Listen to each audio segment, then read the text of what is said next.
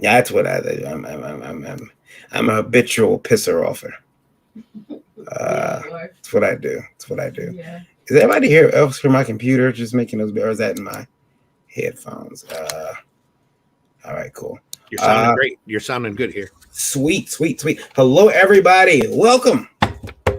It's Tuesday night, which means it must be time for your Indie Vault I was gonna say stimulation Fix. fix. Yeah, stimulation. Jolt. Yeah, Jolt. Your Jolt of Vault. Indie Vault Livewire. Your Indie Vault Jolt. Yeah. It's time. Right into the main vein, right there. Thanks for joining us. We got a we got a great guest list tonight with new guests that you haven't seen before. That's right, new guest. We haven't broken them in yet. You found somebody gullible enough to come on. That's great. It's terrific. It's terrific. They'll be victimized before you know it. They'll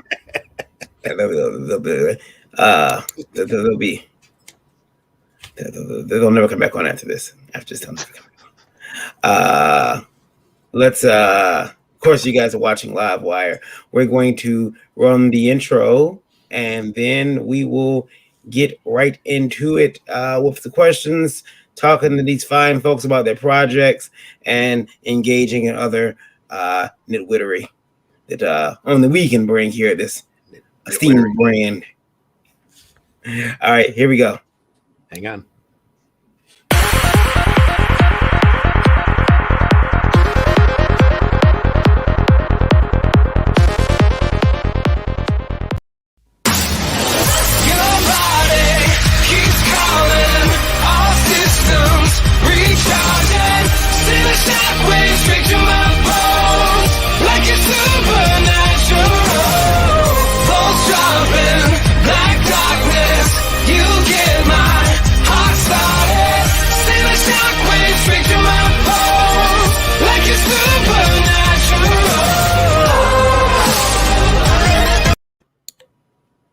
Wonderful.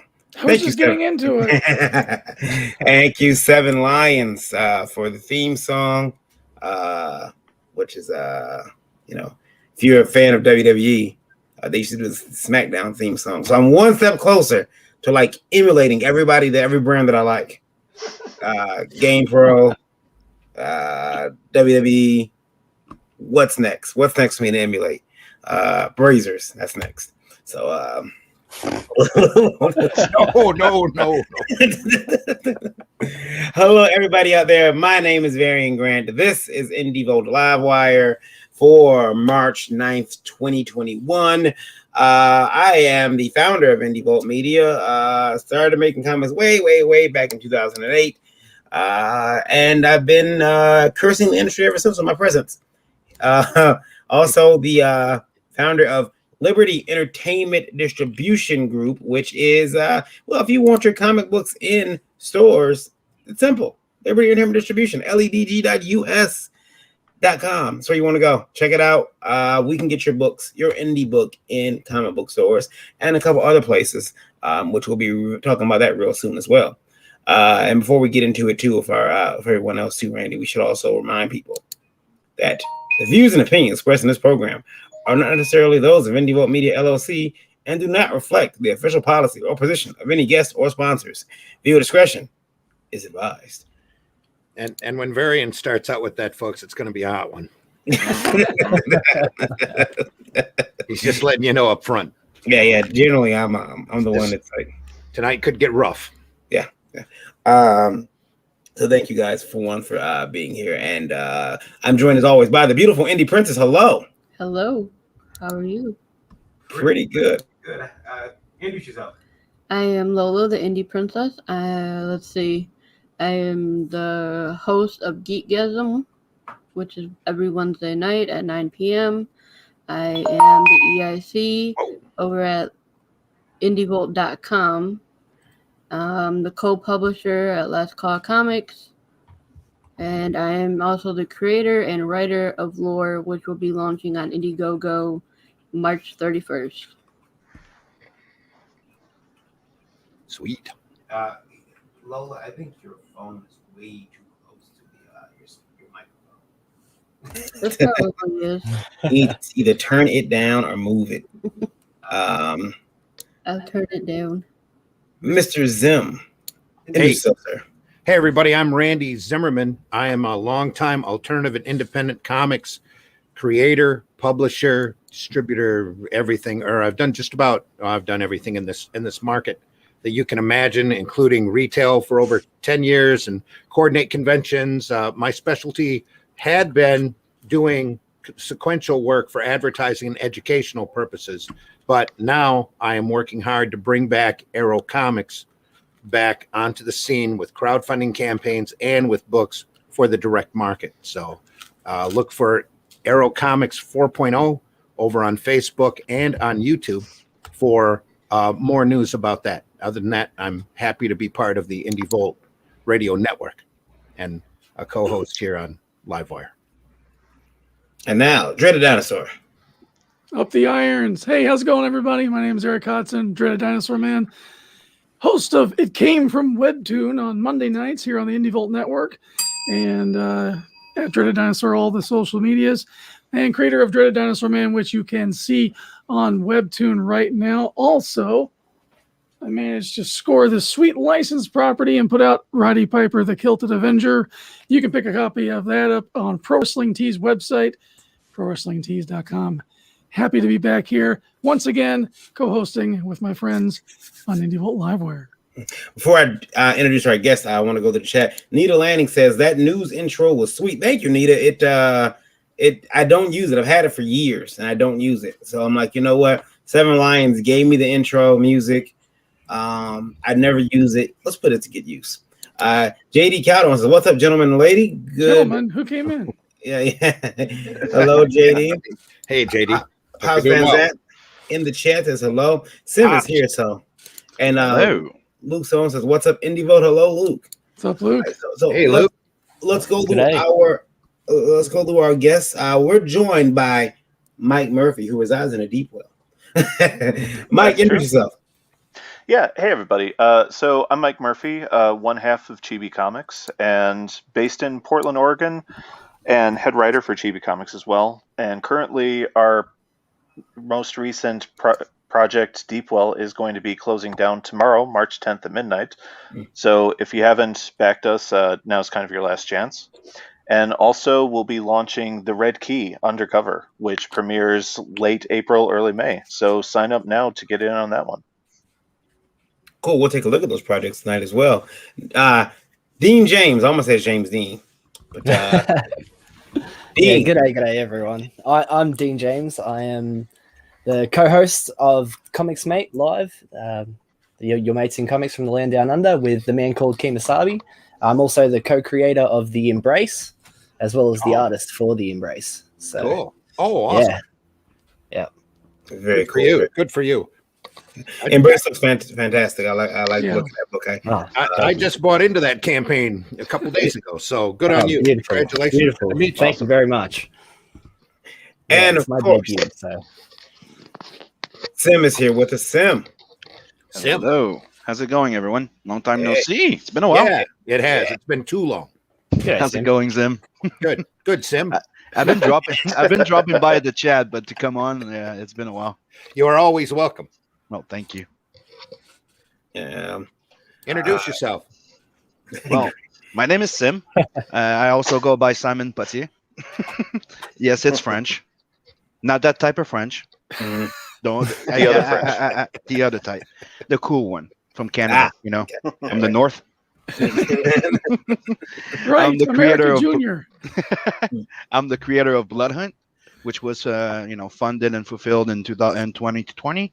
Awesome. Now I got Tales on an Adverse right now, where I'm waiting for the final colors to come in so I can go to print and fulfill, and I'm working on Tales on an Adverse 2, my big project with my bros from Inkslayer magazine. We're doing a big magazine size book of 100 and 120 pages, and it's going to be 5 floppies, right? 5 IPs, 5 floppies in it.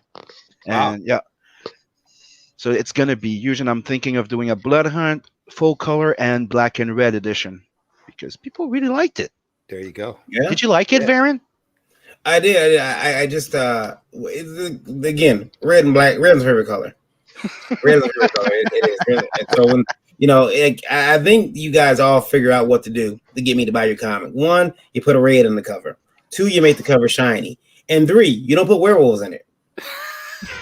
I had werewolves, but they die really, really, really, really. If you can violently. promise me werewolf carnage, I'll probably buy it. Like you kill the werewolf, werewolves die, right? Okay. Yeah, I can promise you all 3 of those things in the embrace. Yeah.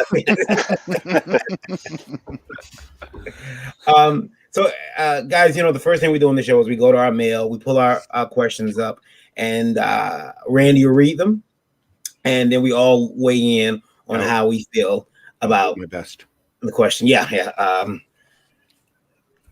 Boy, by the way, never mind. I won't say that. That'll hurt people's feelings. But I was gonna say I witnessed some public school reading last week, and it was horrible. It was like, can you read?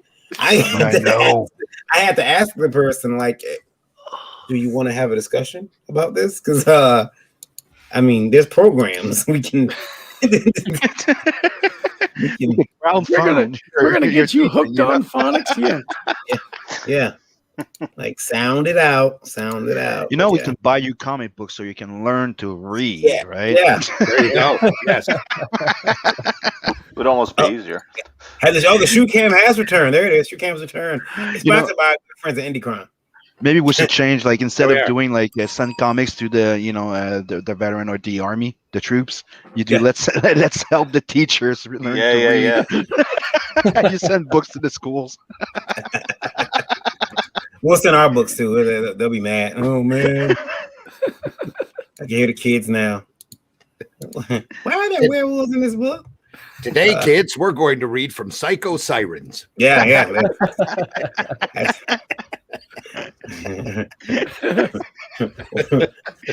I was gonna say reading of the day. I was gonna say that kids will be like that'll be an education. Seriously, there's this scene of Psycho Sirens where I didn't script it, but the character that he based on me, he's in bed with this woman, and his apartment gets shot up and blown up, and the woman's skeleton is laying there, and on her skeleton are these 2 still intact, perfect breast implants, just the baggies. And they haven't been touched. And I'm like, can we do that in the comic? And they were like, yeah. And I'm like, okay. We lost Dean James, but his device is disconnected. Oh, no. He should come back. Come back, Dean. Come back, Dean. There he is. There he is. Did a dingo get your internet? Yeah. I don't know what disconnected. I honestly have no idea. I didn't move or touch anything. I just looked around. Sometimes if you do that too fast, you can disconnect yourself. Yeah. No, it's just Here we go. Here's the first question. Randy. First question. Mark, thanks for writing in. How long should I wait until the fulfillment of my campaign? How long should I wait until the fulfillment of my campaign before I make my comic available through other platforms like eBay, only stores, and more? Mark. Well, please finish your fulfillment. And that's easy. As soon as the backers have their books, you go straight away at day one. The second that you see people receiving it, there's in the mail. Exactly. That's what I was going to raise. As soon as you see them getting them. Yeah. Then it's all good. Mm-hmm. Yeah, we actually waited. We waited 1 week after we got all the books shipped out, and then it got posted on the Pro Wrestling Tee web store for their because we started seeing the books coming in. So then they went to post it on the Pro Wrestling Tees website. I seen someone ask a question very similar to this, but he had gotten some flack because he had put it up on his store, and someone had said, "Hey, you got this on your store. I haven't received my copy yet. What's going on?" And he's like, "I put all the books in the mail. It was either last week or this week. I'm sorry. I'm sorry you haven't gotten yours yet." Mm-hmm. So many people assume, "Oh my goodness, I haven't gotten my book yet. You got them on the store. That means I'm not getting one." Yeah. And keep in mind that that usually can take 3 months, especially with all the thing that's happening with the mail right now, international. It can take 3 to 4 months. Yeah. Mm-hmm. Like there's even one of my backer that got his book 5 months after. Right. Yeah. Yeah, I just went through that with the Samurai and Dinosaurs leftover campaign. There was a backer in Israel. I sent his book out like in October. He just got his like 2 weeks ago. Mm-hmm. Wow. I will, overseas is definitely, an issue. We've got the Indie Vote Awards going on right now, and people are sending books from all over. But the problem is that, I tell people make sure that book gets postmarked because so I know when they sent it and let me know that it's on the way so I can keep checking because they're sending them all and you don't know if a book's going to come in on time. And make sure that if you send anything international, I don't remember the number and name, but make sure you file all the import-export papers accordingly because they added new ones. And if you don't, you get screwed. And there's also the Brexit thing with the UK. And so if you do not do it, right? And look, that's an example I'm giving you because that just happened with me in the Simon Bisley campaign. I paid 10 euros for that shipping, right? So when that book got here, they made me pay an extra $12.55 because they did not fill the new paper that changed in January. See, just from the time that you did your research and you launch a campaign, it happened to me on Blood Hunt as well. The shipping was way more complicated and became way more expensive back then. It went from like 22 to 28, and that's when I did my research. Mike was there, and I did all my research to find a way around the entire freaking thing. Yep. And that's what I did with Beacon. So what we're doing is, since we're friends and we're partners in Beacon, we're doing bulk shipment to each other. So we bypass all that shit. We prepare our packages, and all we do, we don't put name, we just put the backer number and the address on the box. I send everything to him, and he remails it. Like that, everything got there secure, and everybody got their stuff within 2 weeks. Holy crap, that's genius. Yeah. And I do the same thing for him. He sends me his international and Canadian, and I do it to him because for me it's cheaper. Yeah. So that's why now we can ship anything like 2 books, no problem, between the U.S. and Canada for 15. And when all this settles down, we might even be able to do less. But for now, 15 is the safe zone that we can do, and I can fulfill my books, no issue. That's a pretty good idea. Very smart thinking. Anybody else want to say anything about this question before we move on to the next? Oh, and by the way, another thing I want to add, it bypasses the slowdown of the mail because it's enterprise. If you have a business account and you send a bulk, it's express, so it's next day. Oh yeah. That's really good thinking. That's one of the ways that I with UPS with the Liberty. Yeah, when I started all this, I went like, what the fuck is this? And I took a business course for a year. Good thing. With Liberty, that's one of the things that was when I started that business account. It was confusing, but it needs to be done in order to make sure that customers are going to get their books properly. And the thing is, we don't want to have to send replacement neither. We want them to get them in one space. And by doing what I did, I could afford, and we could fulfill everything in Gemini mailers and still keep it at low profit because me and Beacon, we bought all our mailers at once together, a big. Speaking of mail, that's actually our next question. So it's very our next question relates to that. Here you go, Randy. Will, thanks for writing in. I've purchased a book 2 times from a creator now, and it arrived in poor shape each time, folding like a taco on both attempts. And the last one was pancaked to the point where the cover had separated from the guts. Holy crap. Oh, no. I informed the creator, and he and his pals on his Facebook, he made my second request public, told me that once it's in the mail, it's no longer his problem. Oh. Wow. That's a great way to do customer service. it comes to what I just said before. Technically, it's make sure that sometimes it's worth paying that extra $5 to make sure that your book gets there. Like that, you don't have to pay an extra 25 to send in another one. Yep. Better safe than sound, they say. But no, better safe than that's sound. exactly right. That is exactly right. But what the way this creator has handled it, I would never back this guy again. Nope. He would never get any of my money because the way he's handled it is completely wrong from start to finish. And even making it public on Facebook, like, yeah, that's what the horrible. hell? That's playing victim. It's like, what the fuck? Yeah, It's a great way to lose sales. Yeah. yeah. I don't want to buy that. And if I saw another creator doing that, I wouldn't even want to work with him as another creator because then that's going to rub off on me, and customers are going to think that of me. No thanks. Yeah. Okay. Yeah. TV No, is like, mature, so we can say so. It's what we call a bitch move. It's your responsibility up until the backer has the book. Yeah.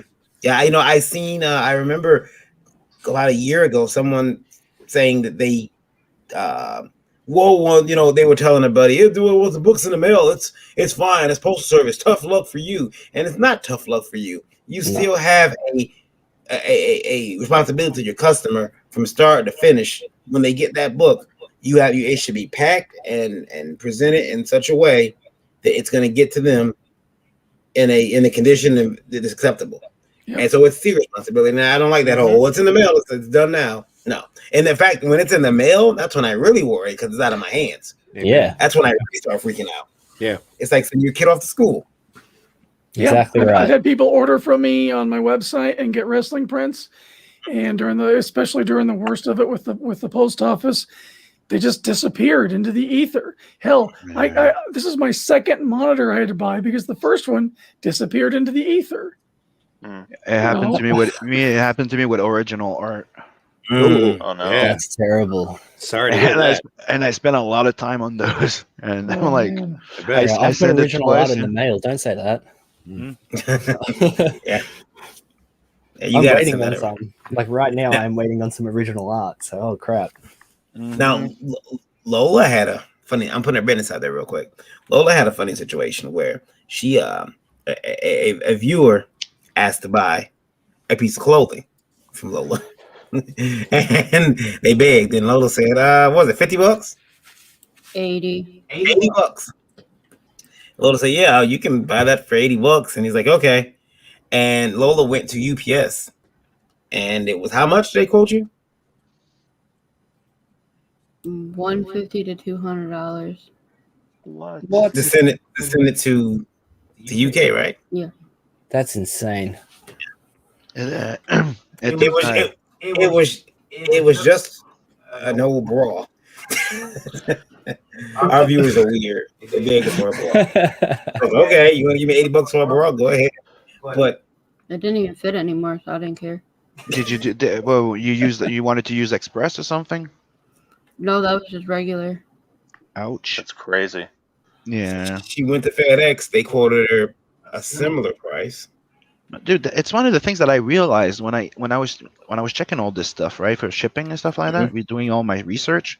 Dude, you guys, like, before 9/11, I could go and buy a house next to Zim if I wanted to. I could just go, hey, dude, I'm coming over. I'm buying the house next to you. Reserve it for me, and that's it. Right? Now it's costing me more money to send something to you than to the UK. Right. To me, I can send stuff to Australia for cheaper than you guys. Yeah. And you know, It's something ridiculous. Something else is weird is that I had to send someone placed a book order for comic books from my company, Last Call Comics, and the guy was from doorstep to doorstep. He's 45 minutes. I could have, if I would have walked out of my house and got in my car, I could have drove there in 45 minutes. Well, it went to Pittsburgh. All Michigan mail goes to Pittsburgh, even if it's within state for some reason. It tends to go to Pittsburgh first. And so it goes out of our state to Pittsburgh, then comes back. Same thing with Randy. Randy and I think I sent Randy something and then went to Pittsburgh. It's like, what? Why is this happening? I don't understand. But you best believe we pay for it when the shipping. This though, I especially if the book comes damaged twice, that's poor packaging. Jody McPhee says it here. That's poor customer service. Yeah. Right. I would stop buying from that person again. As a matter of fact, his buddy's his buddies on his Facebook page are probably going to cost him a lot of business. I seen someone say, "You're an asshole. Don't let assholes give you unsolicited opinions on your business." An unsolicited opinion on your business is called a customer review. We get caught with these buzzwords, and like unsolicited normally means, I guess now when you put that before something, it means bad. Well, an unsolicited review is, you're gonna get that from your customers. I'm sorry. You know, it's not even unsolicited. I mean, you did business with this person. It's not unsolicited. Yeah. You expect them to reply. It's not what you. So I guess unsolicited. The new definition is that it's unwanted, or I didn't want it. I didn't want it. Yeah. And then you get, if it's international and it gets returned to you, they charge you again the full price. Yep. Yeah. Oh, scary. It's one of the things that when you send it, put that little thing on the bottom. Like they have a little close. It's like if it's not claim or anything, throw it away. Throw my comic away. No, I don't eat that. But I don't know. It depends on the comic. If it's they charge you like me. It's like, hey, you want it back? $22. I'm like, I used to work at the UPS store, and we had insurance for people. And this guy came in with his frame once, and he probably went to the Salvation Army, and probably spent about $200 or so bucks on his painting. And he came and he said, "Yes, it's an antique painting. It's worth a lot of money. It's worth like 10 grand." And they're like, "Oh, okay." And I remember he wanted this insurance. He paid the extra for the insurance and everything. And I told my boss, I said, "That painting's coming back damaged. You rest assured." Well, Monday morning when I came to work, the guy had already called in. So the painting arrived at his sister's house, horribly damaged. It's all messed up. He wants to put that 10 grand insurance into. Well, he didn't read the fine print. You have to be able to provide receipts and show where it's how much it costs. And we do a bit of a due diligence before we send that stuff away. So we took pictures of it, of the name of the artist and everything, and you can look that up online. And we found the print. We found the painting, a remake of the painting for like $75 on like eBay. And we told him, like, well, here's what we can give you because we found the painting. This guy got livid. He threatened to come to the store and kick our asses. It was great. It was great. He came and got his check. He was mad. Can Errol give me my $75? Can Arrow Comics lumber itself back from the grave into the direct market, no less? Stay tuned. Arrow Comics. #Arrow Comics. Thanks, William. Arrow Comics. What's going on, gang? Hey, man. How's it going? Hey, Matt. So, guys, can you put your drop your links in the private chat? We'll bring them up. Rival Turtle too. Hey, Chris, sure. How you doing? Hope you're doing well. I was just on his podcast a couple days ago. It was good. A lot of fun. I see. Talks with Turtle. And while we're doing that, I'm gonna pay some bills. I guess I am paying one bill. When I do some bills. Yeah, I pay one bill while we're waiting for those links to show up in the private chat. Here we go.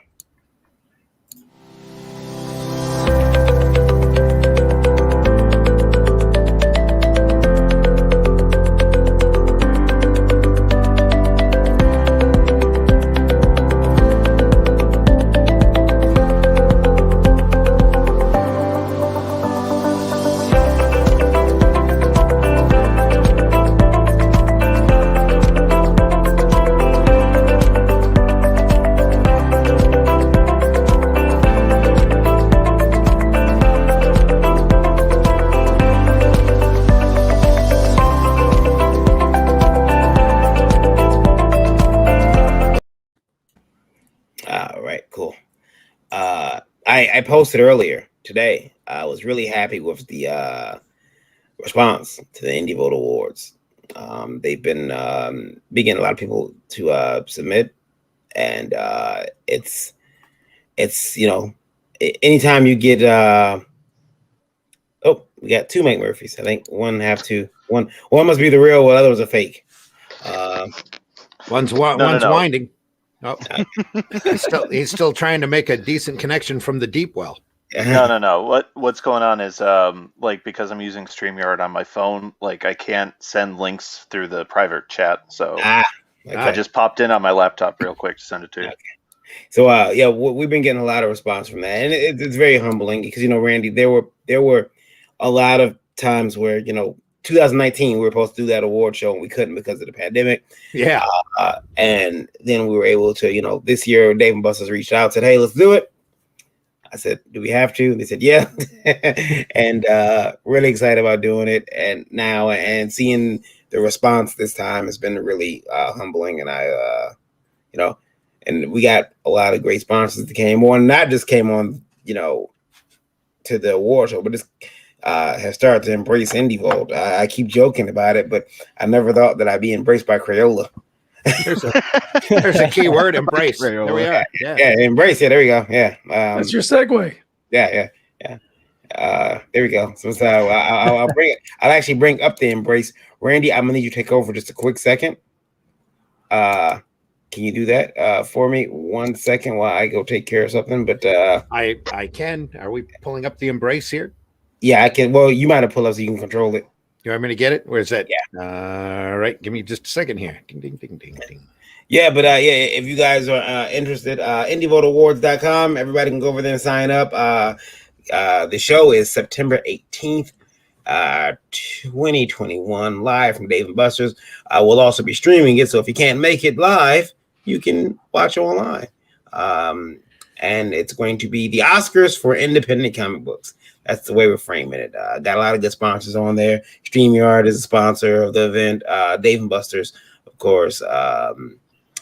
Logo Comics, quality paper supplier of which I love the stuff that he's given me. He gave me a bunch of artwork, a bunch of paper. I've been using it. It's really good stuff. But yeah, Crayola came in as a sponsor, and man, I've been going out taking pictures of crayons. It's weird. I don't know if you guys see me. I've been they get their money's worth for me. I'm in the store rearranging stuff. Sir, you can't do that. I can. Don't tell me what to do. Exactly. Yeah. Just watch me. Here we go. Yeah. You ready? I have the embrace here. Right? Mm-hmm. There you go. The embrace. Past your goal, 3,000. Yeah. We got funded in the first week, which was really awesome. Like I can't stress enough how excited I am about this because, you know, being a comic book artist was my childhood dream. And so this is it's Michael Oden, the writer. It's his third comic book, but it's my first. Yeah. So I'm very excited to finally break into the industry. Yeah, we've had Michael on quite a few times here on the show. So it's a friend of the show. Really happy to see this book. It looks awesome. Oh, thank you. I'm sure Owen loves to hear that too. That page. He sent me that page personally as soon as he got it back from the colors. You gotta see this. Yeah, I got that one Look at this too. page. This is awesome. Yeah. Yeah, he loves it. Tell us about the book. Well, The Embrace starts off a year after the murder of our main character, Clarence. His son was murdered a year ago. His son was 8 years old. He was murdered by a gang. And I don't want to get too much into who the gang or anything is because that's all part of the story. Yeah. But yeah, he was murdered by a gang a year ago. And the book opens up with the police telling Clarence that they're closing the case and that there's nothing they can do. Like this page here that you're looking at right now is actually page 2 or 3. I think it's page 3. So that is the conversation where they sit him down, they tell him, we've been trying, we can't solve it, we have no idea what's going on. Yeah. And this pushes him over the edge. And he goes off and he goes down to the parking lot where he was with his son last, where it all happened. And that's actually what this page is there that you can see on the campaign as well. And he goes to the memorial, there's a little memorial in front, on the next page that isn't on the campaign, you get a better look at it. But that's a little memorial there with some flowers and stuff in front of the car there. Mm-hmm. And he goes there to take his own life because he's at the end of his rope. He's he's a mess, clearly. Total depression. Yeah. He's actually stopped, right as he was about to do it, he is stopped by his son, David. and it's the ghost of his son who is there to help him get through all of this. Anyway, as you do when you see the ghost of your lost loved one, he gives him a big hug, and they get all emotional. And when they physically touch each other, he is given a vision of what happened the night that David died, and who did it, and like who's responsible, everything like that. When he comes to, he is in this super suit, which is like a symbiote made of ghosts, essentially. And yeah, you can see that right there. That's awesome. Yeah. Beautiful. Yep. Yeah, so he goes out and seeking justice for the ones that destroyed his life. I got to tell you, this is, there's been a lot of people who have done the revenge superhero, story genre. Yep. And this is the most original take that I've seen on it yet. And it's refreshing. You get a great look to the character, and it's just chilling to think that he's wearing a suit made of ghosts. Yeah. I mean, well, thanks. I don't like to think of it as a revenge story though, because there's no real point in getting revenge because it's not going to bring David back, Right. So it's a lot more about not so much by the end of book 1, but like me and Michael have spoken about it a lot. We have it all planned out. It's probably going to be about 4 or 5 issues long, maybe 6, depending on how the final arc turns out. But there is going to be a definitive ending, and it's like overall the arcing story is more about loss and acceptance, and like learning to live with what's happened and how you can't change the past and things like that, rather than getting revenge on those that ruined your life. But at the start of it, that is very much how Clarence is. He was going to kill himself. He's a broken man. He is not a good character at all. Very much David is the superhero. David has the heart of a hero. He loved comic books and stuff when he was alive. So he's all about the superhero life, where Clarence is a broken man. Yeah. I've joked with Mike about this being his best work yet. Like you joking, Mike. I'm feeling a little less supportive of Elysian Fields now, man. I think this is it. I always tell him. We always give him shit for the same thing. Don't worry about it. You're not the only one. Yeah, he sent me some pages of especially the page there with the different colors. Page maybe up a little bit, but where he's reaching out. Yeah, this page here, and there was a couple different color choices. This page here? No, the one underneath. No. Okay, that one right there. Yep. Where there was a couple different color choices that could have been made, and I told myself I like the red one.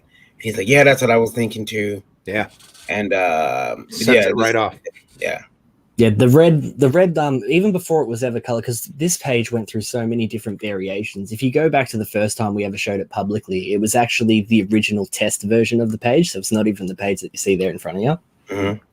And it was a completely different color palette, except for the red, because obviously that's not the actual background behind him.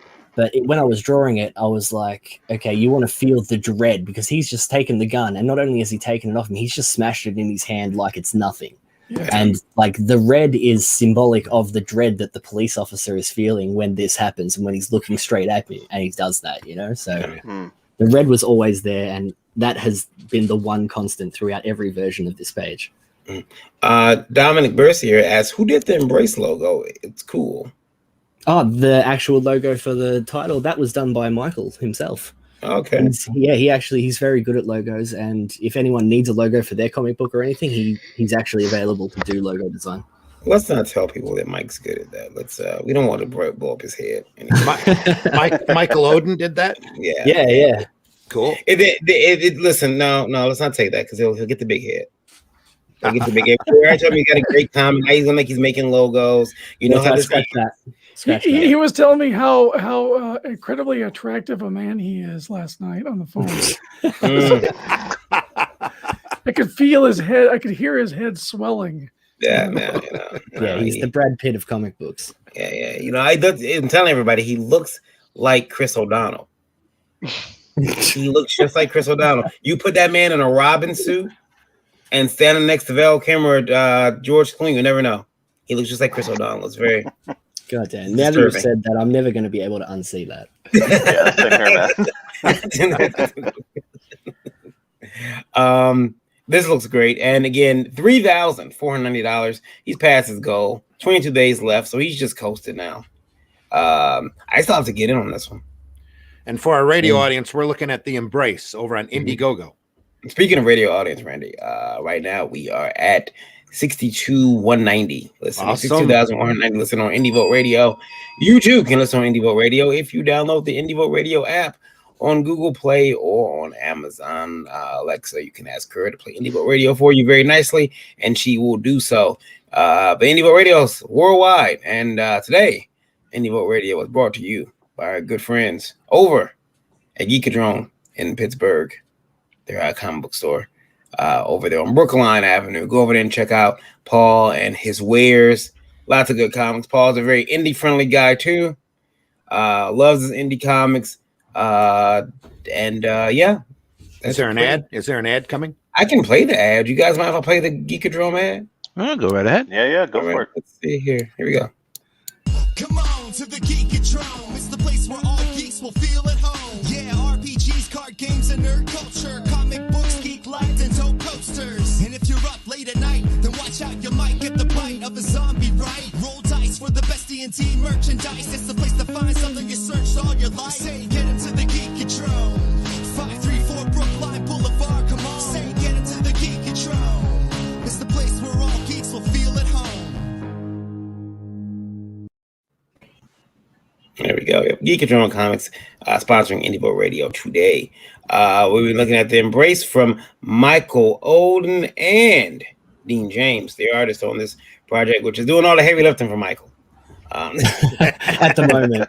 We got to bring Mike down a peg, man. We can't let him get, Right. Yeah. But that head too big, he'll never get out of his house. Yeah, next he'll be wearing furry like hats on streams and shit. It's okay. I've been telling everyone that all the cool stuff in this is mine anyway, so. Oh, see, there you go. Yeah, we can keep going with that. Yeah. So make sure you go over and check out the Embrace over on Indiegogo, everybody. 22 days left. It's a great campaign. Michael Oden has poured a lot of his heart into this book, I can tell. And Dean's artwork on here is looking really good. So give this book a shout. Back it immediately. Back all 3 copies. I don't know which cover I want more. Oh, there's actually, if you look at the featured tier, if you get the bundle of all 3 of them, it comes with a special edition that's unavailable any other way, and it's all in black and white, called the Spectral Edition. Mm-hmm. And even if I wasn't involved, that's the one I'd be going for, just because you get the free book and basically every other extra that we end up unlocking as the campaign goes through. Yeah, it's the best value.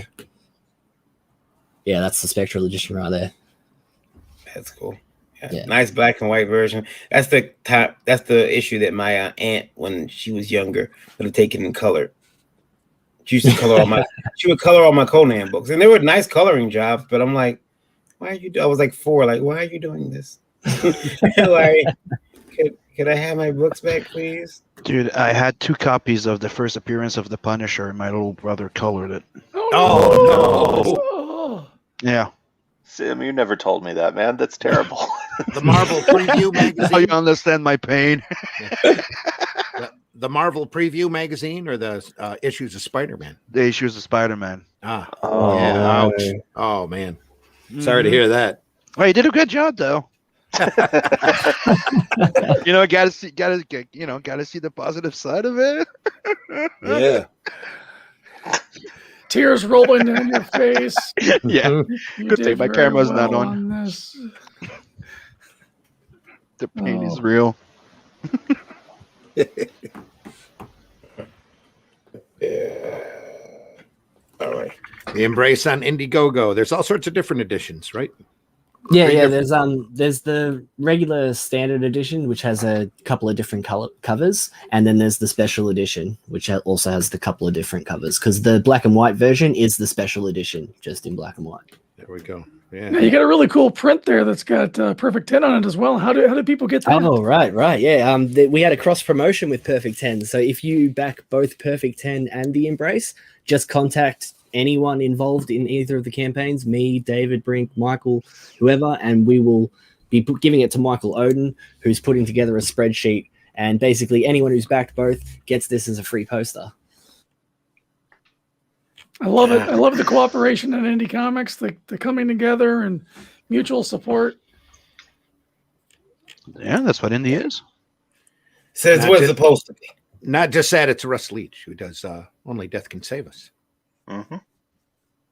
It's what we're supposed to be. It's one of our strengths that we don't utilize and flex enough, in my opinion. Yeah. All right. So we are going to see the next campaign we're going to take a look at is, let's take a look at Sim. Let's put Sim on the spot for a second. What's up? I'm sorry, I just ordered some more. I don't know if you guys know this, but apparently Dean just dropped out as well. So Dean, you're welcome to come back. You know those. Yeah, see how he was. He showed his wares like I'm out. That dingo got his internet again. Yeah, Could be. Dean, buddy. You guys Dean, come on back. Come back, Dean. You guys know the big art. I have one over my art desk, but the Faber-Castell pit pins. Yep. They have one. They have the big one. Well, for the longest, the only place you can get one is censored. I can't say the name of the art store because they're not one of our sponsors. Another one is. And I used to go to this store that has the name of one of our guests. Senior? One of our guests, his name Mr. Murphy. His proper name is an art store named after him. Oops. And there is. Yeah, and I would go there because they would always carry this pin. Yeah. Are we allowed to say it? You're not, but are we allowed to say it? Is that what you're trying? Well, I guess you guys could say it, but I can't. Okay, so Yeah. So, yeah. I can't say it, and then if you guys say it, I'm gonna put them down like they're horrible. We just want to point out that you can always go to Dick Blick's and pick up some great art supplies. Oh yeah. Biblically where you should be going. I don't know why. Online especially. But apparently nobody wants to carry the Faber-Castell big pit pin anymore. They want you to order them. I got mine from Amazon. Yeah. The big box, yeah. Yeah, so I'm like, well, what am I gonna do, guys? So I went ahead and ordered them. I didn't want to, but I have no choice. So if you're looking for that big pit pin, it, gets those nice, rich, Can black. I give you an advice? What's that? I tried the Pentel ones. They're freaking awesome, and they're cheaper, and they're way better. Yeah. The Pentel, the big marker Pentel that they have, it's freaking. They're really, really, really nice. Yeah, I just got. I guess I just got used to the Faber-Castell, and because I was before that I was using Sharpies, and you know how that would go. Then I started. I started doing Sharpies, and then I would notice it would change color. So I went from there to a Montana paint pen, paint marker. Hannah Montana? No, Montana paint. And they were okay. They worked, but the ink would take like 2 days to dry. Wow. Yeah. And that could be a smeary good time. Yeah, so I went over to I think it was Ethan that had the pit, and I'm like, I'm gonna try that. Went to Michael's, picked it up. Well, that's a Faber-Castell too, isn't it? Yeah, they have a new set of white ones out now that you can get. White ink. Yeah. Oh, that's cool. Do they work well? They work okay. They're a little bit better than using those jelly roll ones, the Sakura, but it's still just not the. Yeah, it's not what I want. It doesn't delete everything. Like the one I like was the one I use. It's the blue Pentel whiteout. It's like a pen, but it's thick blue. It works wonders. Jim Lee uses the same. That blue one there. What is that one? That's Pentel too, right? Yep. But there's Pentel and whiteout that makes them. I mean, I like the Pentel one because the flow is better. Yeah. I can actually get little lines in it. The only reason I figured that out because Jim, when he would use it online, it was always so dirty and beat up. I couldn't tell what brand it was. And finally, someone else did it online. They had one. I'm like, it's a Pentel. Yeah, it's Pentel. It's the best one. Yeah. The flow on it is just smooth. Like you can actually just go and do those little, nice little lines, the hair lines that you want to add in white. Mm-hmm. It works really well. Sweet. Taking a look at Tales from the Natverse, number 1 by Sim. Anthology of 5 short stories, all connected and building the world for the Merc series. Yep, with 80 page of a book of 80 page. Let's take a look at this promo video, shall we? Let's take a look. Oh yeah. Blow it up. Is that music? Is that copyrighted? Nope. Okay.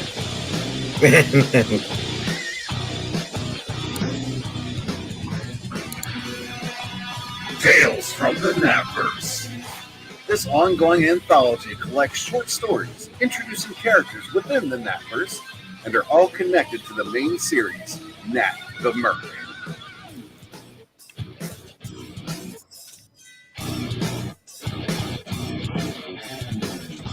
This 64-plus page perfect-bound anthology series collects short stories introducing Nat, Lawani, Rose, Zed, and other characters within the Natverse that you'll get to know and love in this prelude.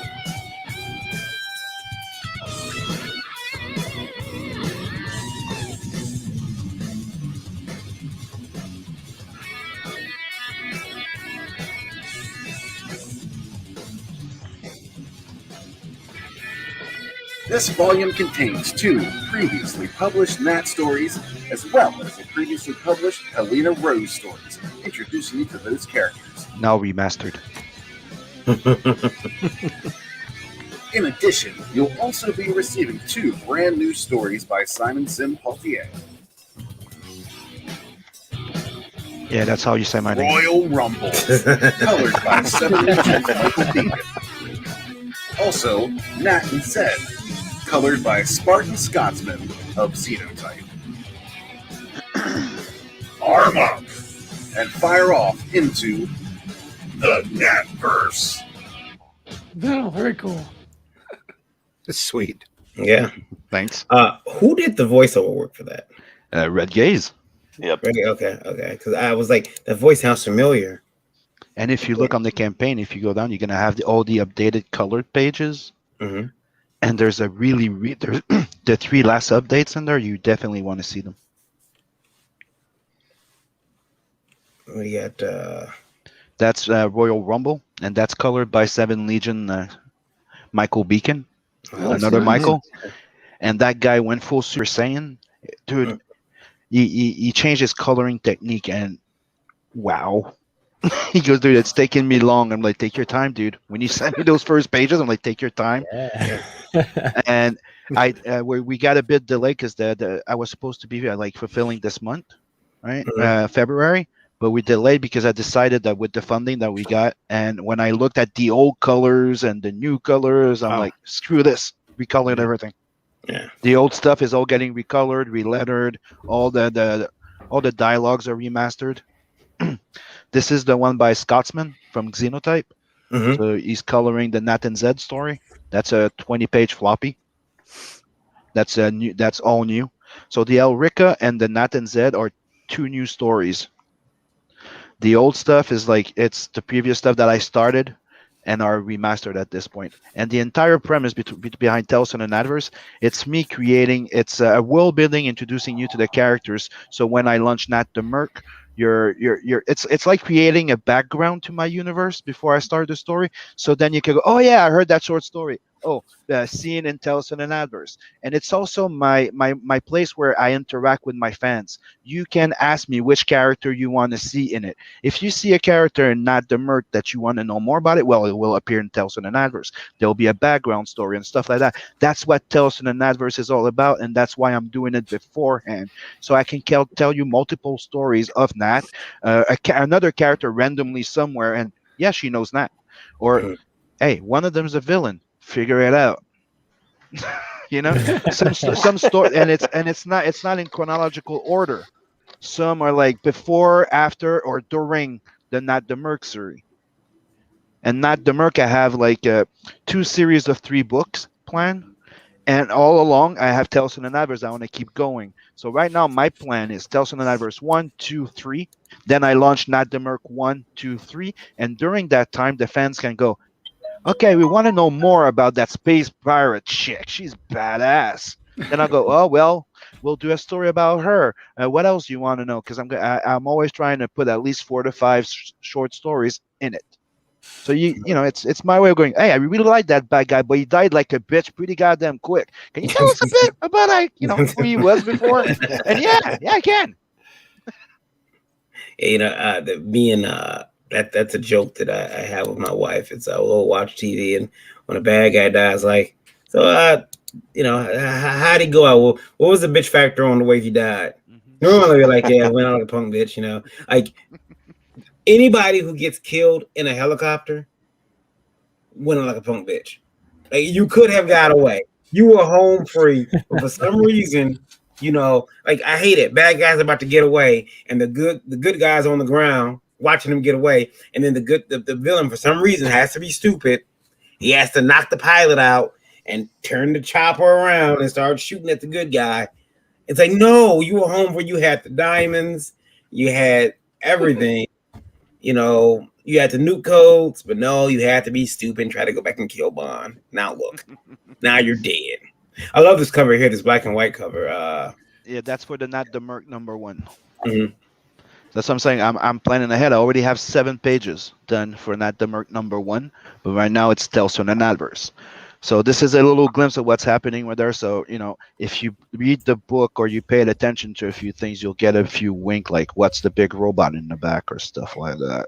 Wink, wink, nudge, nudge. Eric's doing a show called It Came from Webtoon, where he talks to he looks at artists who have their art on the Webtoon platform. And one of the things that I've been noticing is that these artists, they post up something every day, and you can see every once a week, once a month, but especially the artists started at 1 up to like 32, 45 issues. You see their art like just get better progressively. And I'm looking at your stuff from when you first came on the show, which was, good then, but now like you've even changed up a lot of your art style. Yeah, I completely agree. I'm pretty sure I've said this to you before, Sim, that even as recently as Blood Hunt through to Natverse now, like your new style of artwork, it reminds me of Ed McGuinness and stuff. It looks incredible, and I'm not even sure what it is, but you have been leveling up faster than any other artist in the indie community. Well, thank you. I'm honored. I really am. I'm humble. Now, that doesn't mean that you can change your pricing at all. That doesn't mean that at all. I mean, you can be replaced. But don't go getting a big head, Sim. When I did Blood Hunt, I was also trying to pull a more anime look, like more of an anime from a manga or stuff like that. But this is me going full out, so it was kind of like I dosed it down to do more of an anime, like a Madhouse. And then when I was done, it was going back to what I am, and it just went like, oh, I see clearly now, the rain is gone.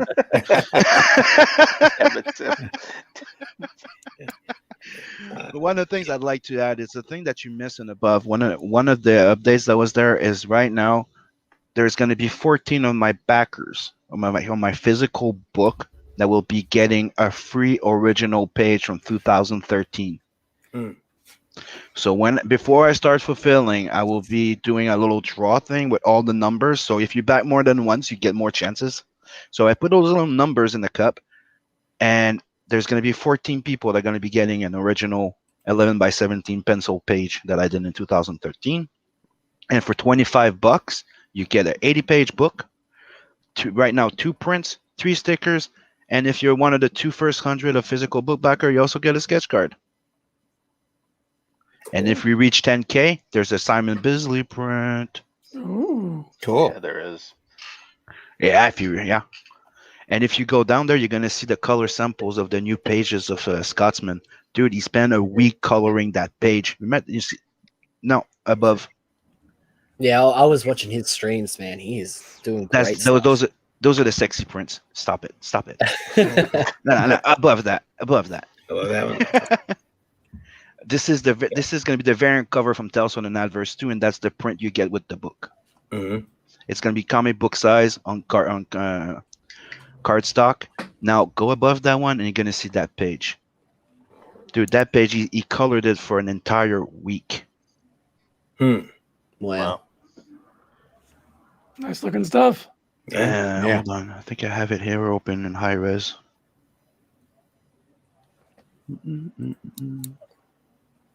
Yes, right here. If you look at my, Oh, look at that. like he really treated every panel like it's a freaking page. Yeah.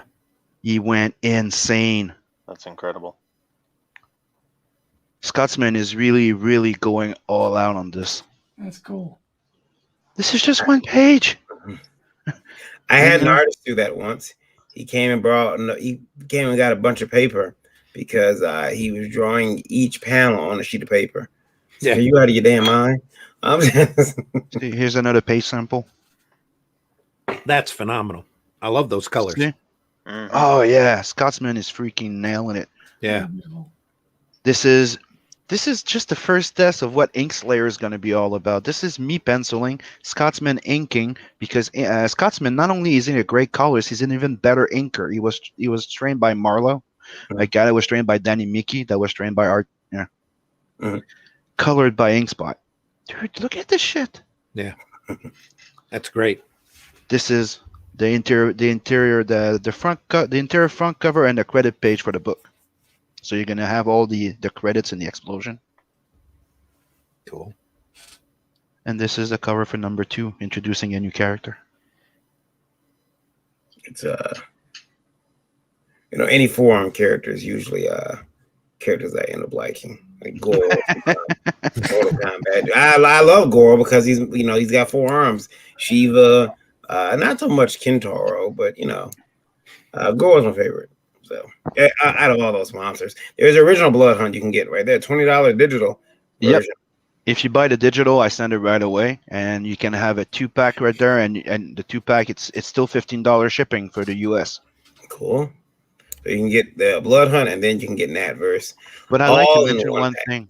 Mm-hmm. That sweet sketch cover at the top, it's $150. But I'd like to precise, it's not a head sketch.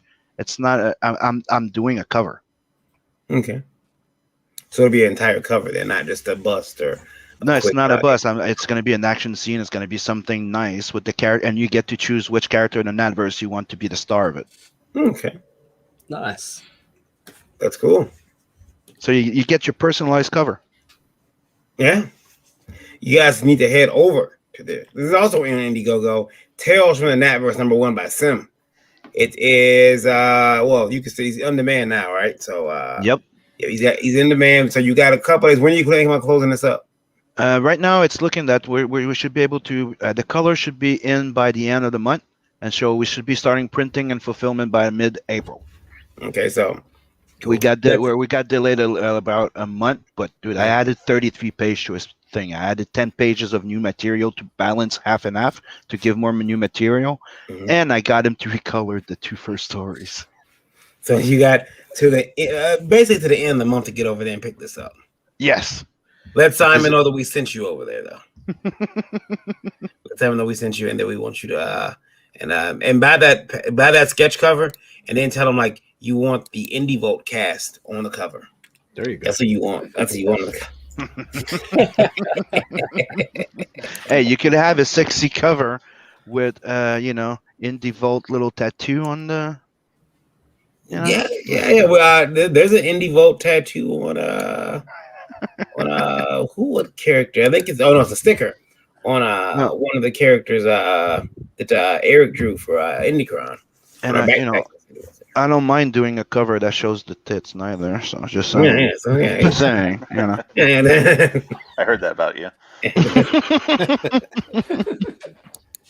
And while we're talking about campaigns, we're gonna hop over to Mike's campaign. Before we do, I had promised. Let me see here. Let's see here. Where is it? There we go. I talked to Jason and I told him, I said, I'll show it on the program because Jason figured out one way to get to make sure that we covered his new book, Shadow Hunters, on Indie Vote. He found out how to do that. He found out just to make sure that you got the Indie Princess involved somehow with the campaign Shadow Hunters.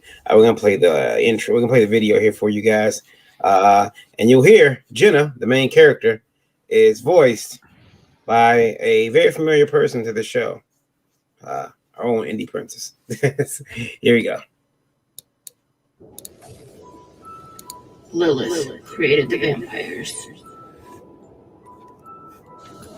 Vampires created the clans. Order! Order! I call for order! Jenna, you stand here today before the Great Council for your act of defying our sacred laws of freedom. No vampire would dare defy the clans of the High Council. You will submit to feeding by force if necessary. This is the Council's final decree. But I'm not really what you would call a traditional vampire.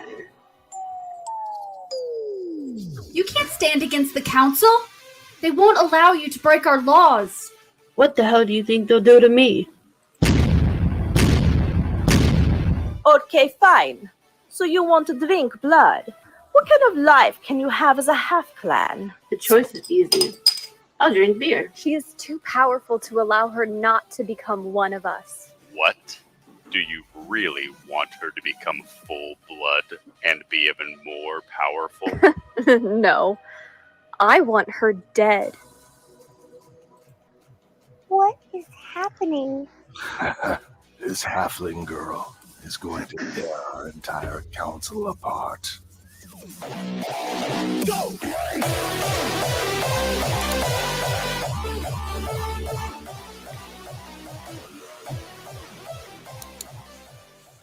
That is the trailer for Shadowhunters Bite Me, the comic book by Jason Doobie.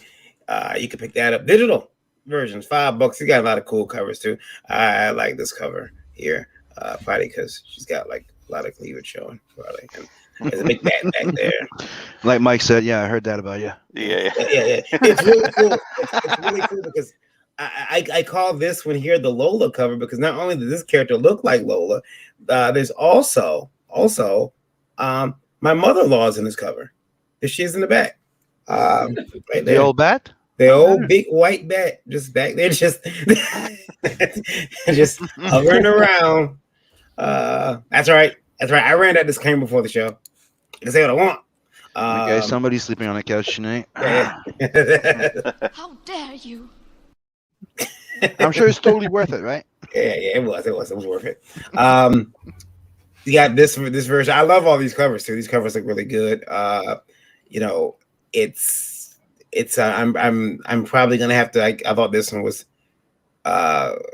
really nice looking. I like the angle on that one, and there's one other one too. But yeah, I'm jealous of everybody who gets these cool covers, and I don't. I get one that I drew. What the hell?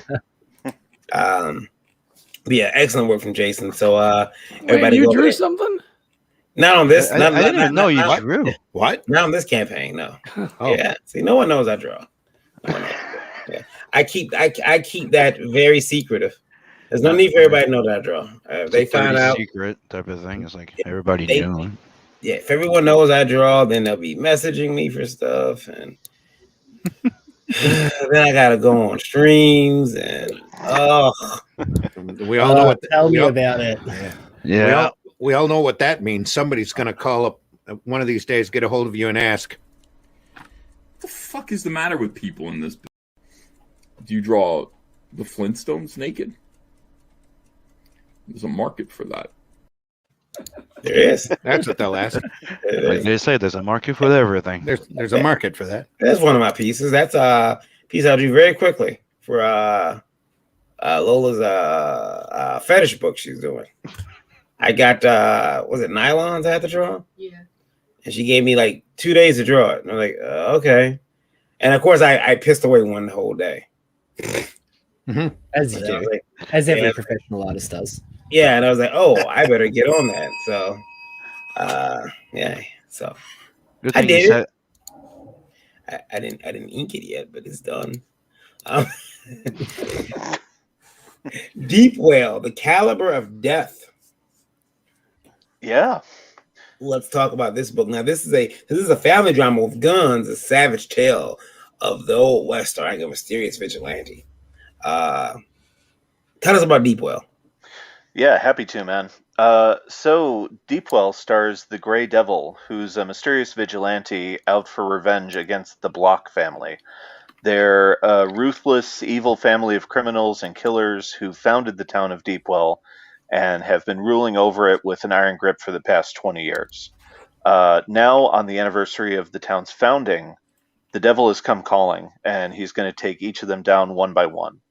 If you're a fan of not only westerns and anti-hero stories, but tales filled with sex, violence, action, adventure, this is the book you've been dreaming of. It features art by Rafael Dantas, full colors by me, lettering by Adam AF.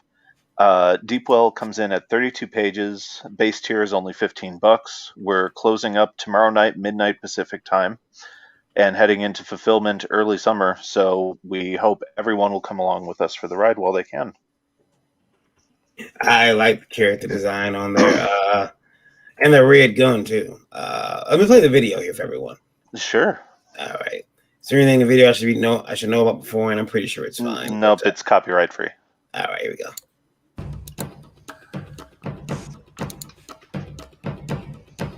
Did we tell him about the naked boobs?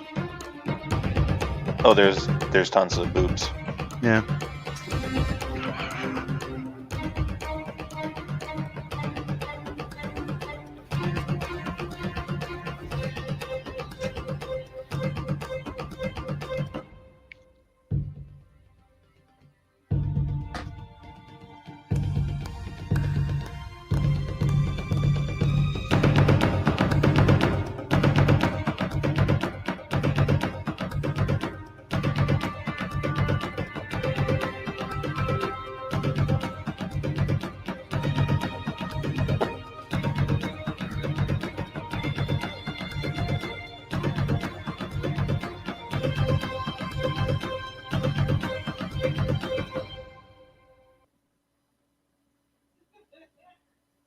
Very Go back cool. that book. Looks like you went out of your way to make it look like the old comic book coloring with the dots. Yeah. So that style came about while I was doing the colors on the main cover. The kind of sepia tone one there. Yeah. I was having a hard time making the family pop from the Grey Devil and his cloak.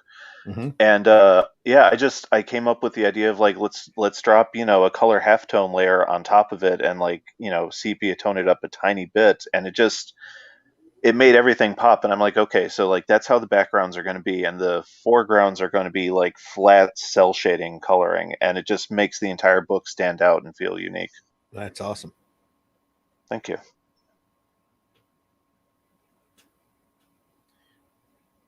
I was just going to say, God damn it, you're going to give me another book to buy.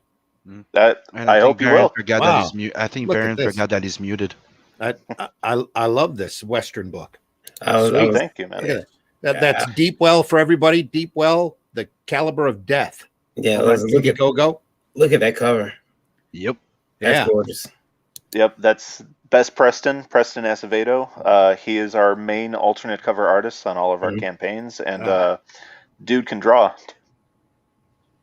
I need to go check which one I backed. Back them all. Back them all. We got 3 covers this time around. It's a first for Chibi Comics. Oh shit! He got his face shot off. I know that's like through this entire campaign, like that panel has become like the thing that made the entire campaign. And it's become the funniest story. Like in the script, I just wrote like ... and then he gets his face shot off, and I was just expecting Raphael to come back with like a puff of like red mist or something. Mm-hmm. And no, he like literally draws the guy's face getting shot off. I'm like, okay, it's like that, man.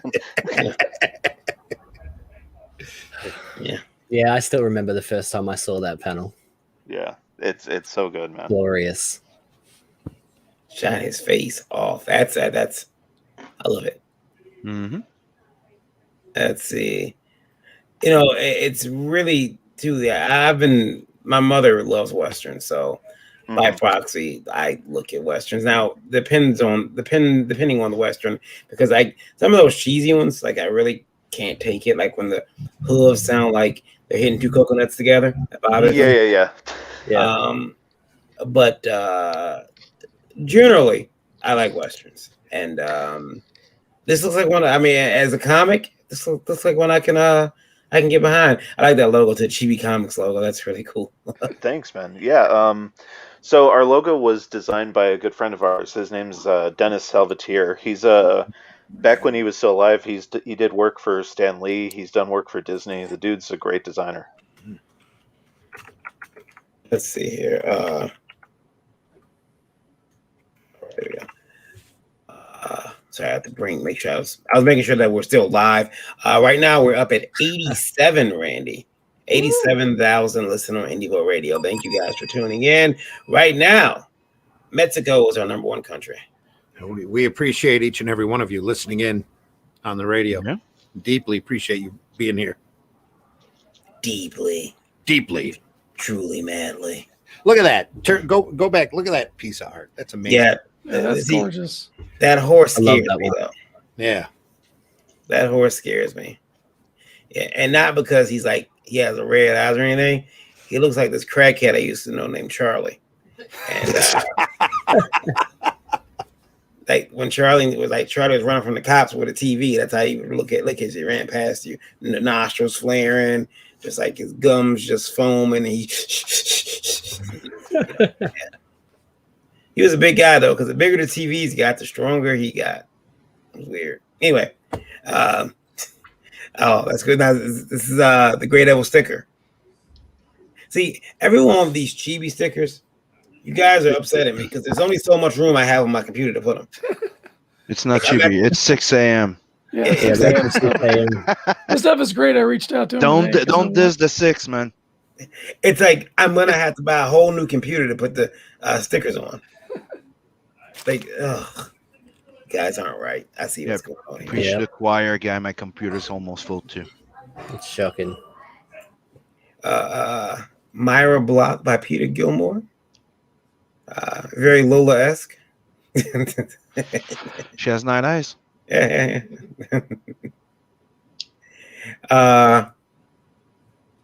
I like the portraits too. Now, these all come with the campaign. These are stretch goals. So 12K, you're gonna get the Jacob Block family portrait.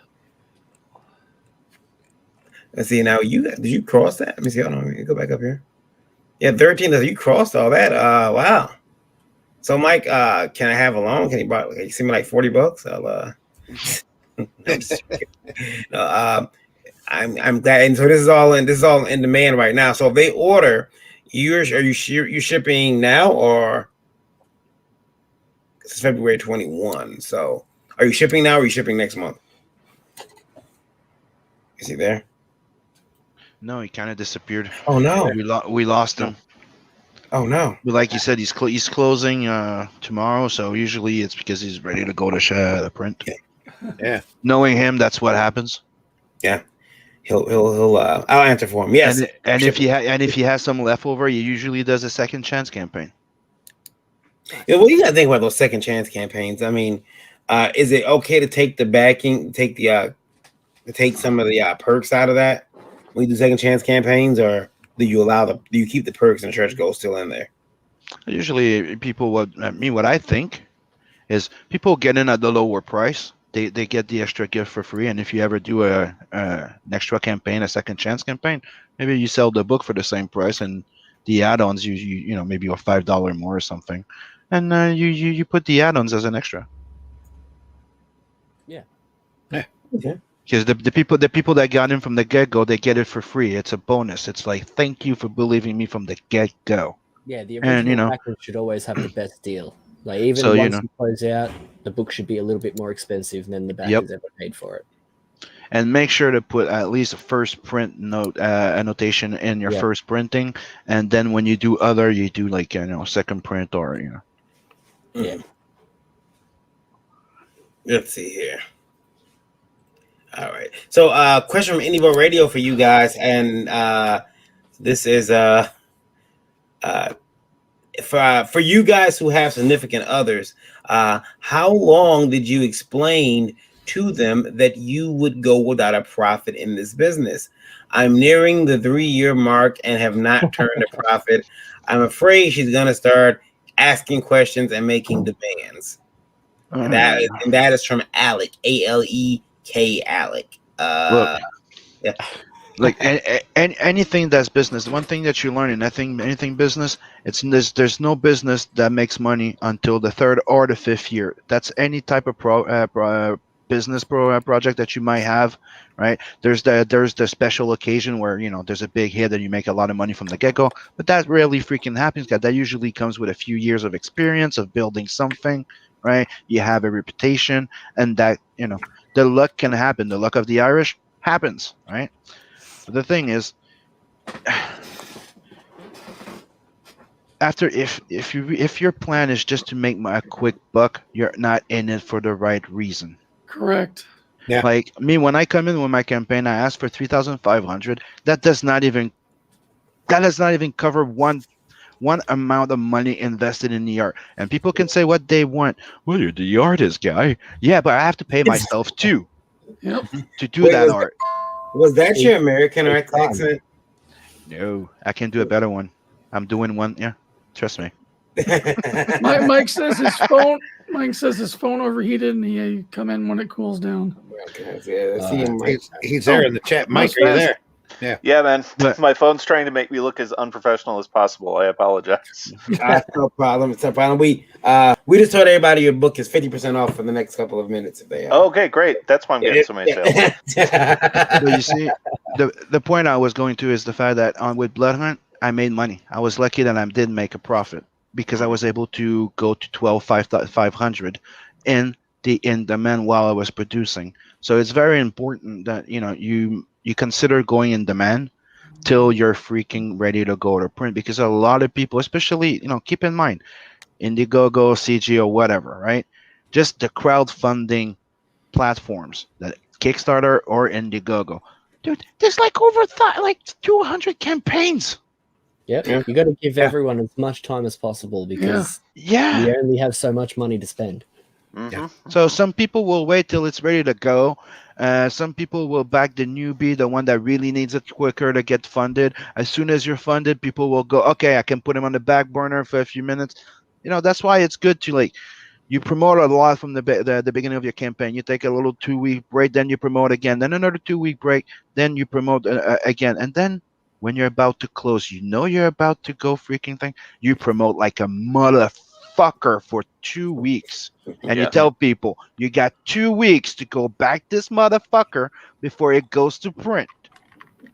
And then you're gonna see it going from a 4K coming in, going boom, boom, boom, boom, boom, boom. Dude, I went from 8 to 12,500 in 2 weeks. Yeah, but what should he tell his missus? That's the question. Right. I just want to hear you say motherfucker again. The thing that I tell those those misses is, not only do I serve the cheesecake, I also serve the beefcake. I over sexualize both, so I please everyone, right, Mike? But if you aren't bringing the money in, though, I think you're gonna have to sit down with them and explain. Listen, maybe I underestimated the market, or I overestimated the market, and it's gonna be X amount more time before we see a profit. You have to treat it like an investment, or like more of the long game, not just like an instant gratification sort of thing. Like a lot of creators don't make money back until their third or fourth book, Yep. As Sim was saying, you might get lucky and get like that one big hit, but most likely you're going to be doing this because you want to do it until you have a reputation and a fan base and things like that. Like, look, the first Blood Hunt cost me less because I was the only one on it other than a co-writer and an editor. There was no colors, so less printing, right? So I mean more money. If I couldn't draw for myself, I wouldn't be making comic books at all. The second one, like Tales on the Adverse, it costed me a lot of money. I have an entire crew on it. Yeah. So I'm like, across like our 4 campaigns now, like the first profit that we made was on the Leftovers campaign for Samurai, because I mean that was just pure profit, everything else, from the first Samurai to God's Fear Me to now Deepwell, we've just kind of been operating at cost. Like we run our campaigns really lean, and that 6K for each campaign is what we need just to get the book out the door. Anything past that, usually gets funneled back into the next campaign. Look, nobody makes money can say that they break really even without passing at least 7,500 or Right. 10K. Yeah, No, especially if nobody they can say invest they break even, because think about it. Just on crowdfunding, the shipping is included in that amount that you collect. So at least 1/3 of that amount is just freaking shipping. Another part of it is it's the printing. So you're not going to be making a lot of money. So that's why I try to keep awareness up on that one. We come out telling we need 3,500 or 5,000 sometimes, but that's what we know that we need to fulfill. In the end of the game, that's the minimum that we know that we need to fulfill. Yeah, you've already spent a bunch behind the scenes that you're not mentioning. Yeah. Make sure that second, third, and fourth one, those are the actual goals that they need to actually start like breaking even and then starting to make some money. Nobody makes money if they don't pass at least 10K on at least a 48 to like 60 me an 80-page book. Nobody makes money past 10K. That's for sure. Yeah, and to like people just starting out with crowdfunding, I'd say like, look, I know the whole thing of like setting your goal at like a flexible 500 so that you can like game the system and get a bunch of exposure. Like, I know that sounds really tempting, but again, the way we operate is like, I'm terrified of that, because if we get 500 on the head and no one gives us a penny more, then I'm under the obligation to fulfill that book, no matter how much it's actually going to cost me. Yeah, exactly. Dreaded, and not just that, it also puts the level of stress where you will crack. Right. And Dreaded, you have to go home yourself at every convention. You come home to the family. It's been a poor convention.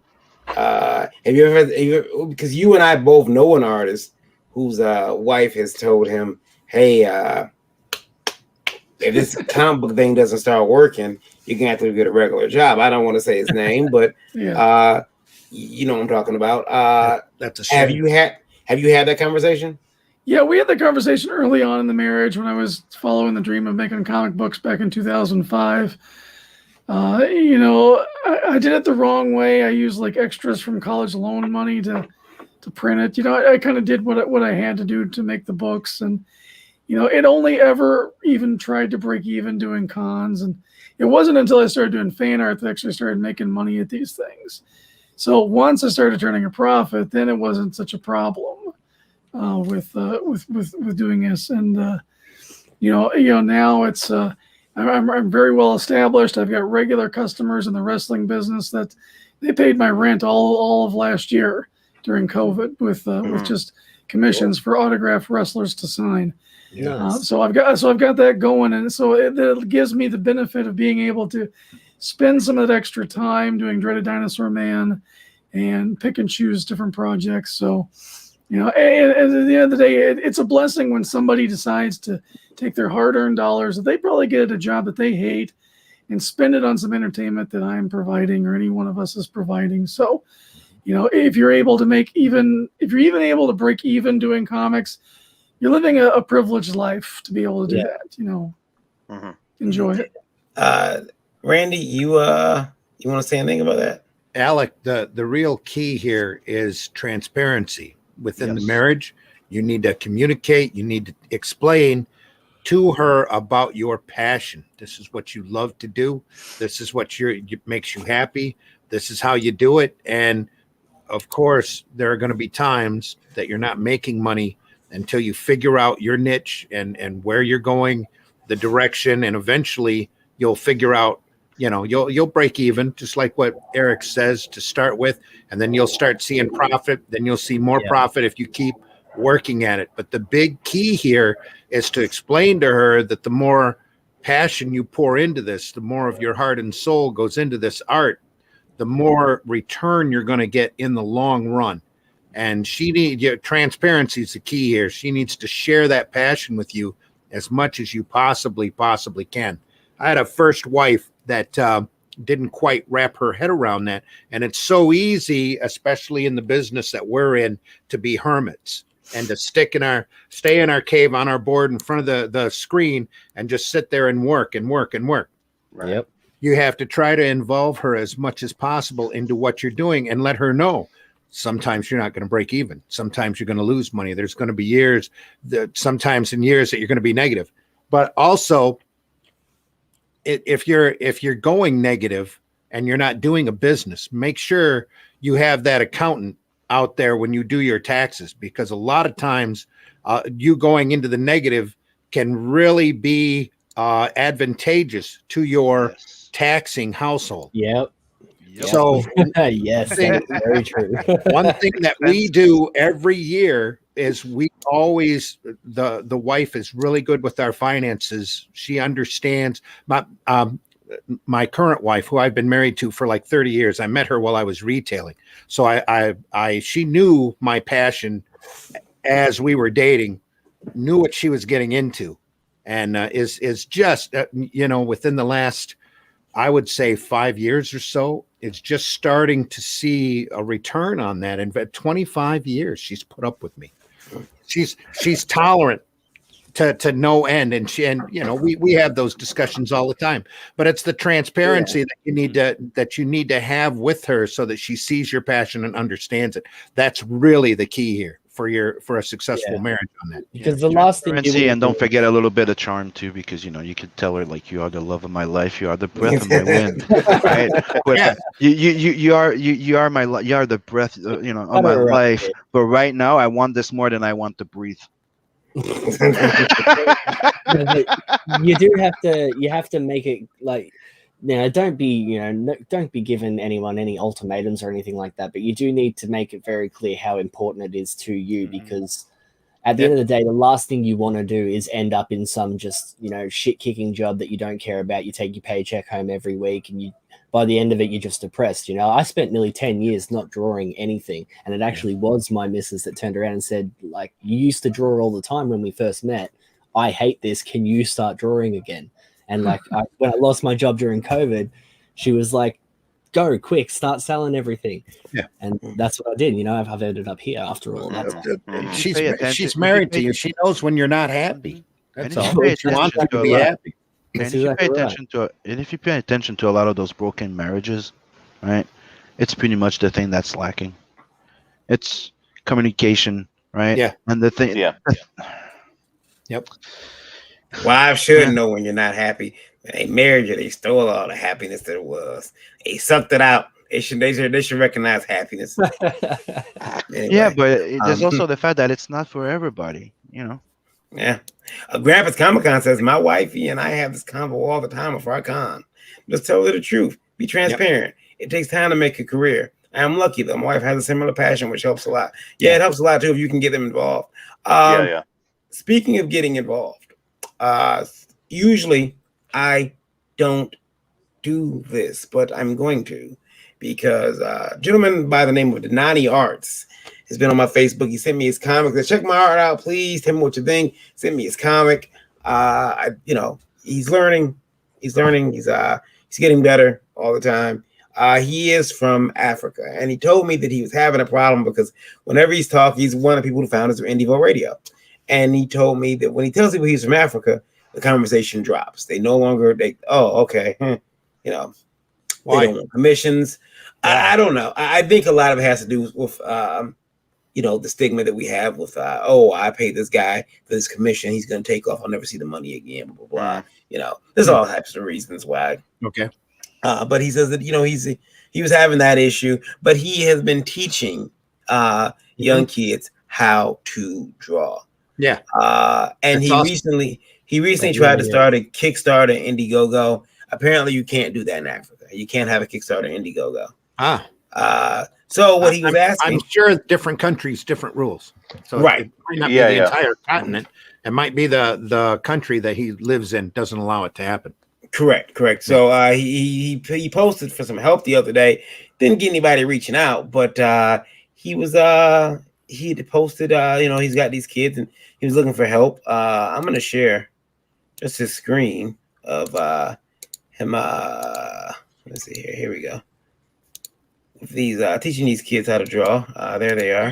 Sweet. I will turn the sound down that way we don't get copyright strike. But there he is. And again, he's teaching these kids artwork, and that's really cool. That is. That's awesome. He says Yeah, he's trying to teach them as best he can. You know, they're in Africa, so you know there's. But he told me, he says, you know, if anybody can get him some supplies, he'd appreciate it.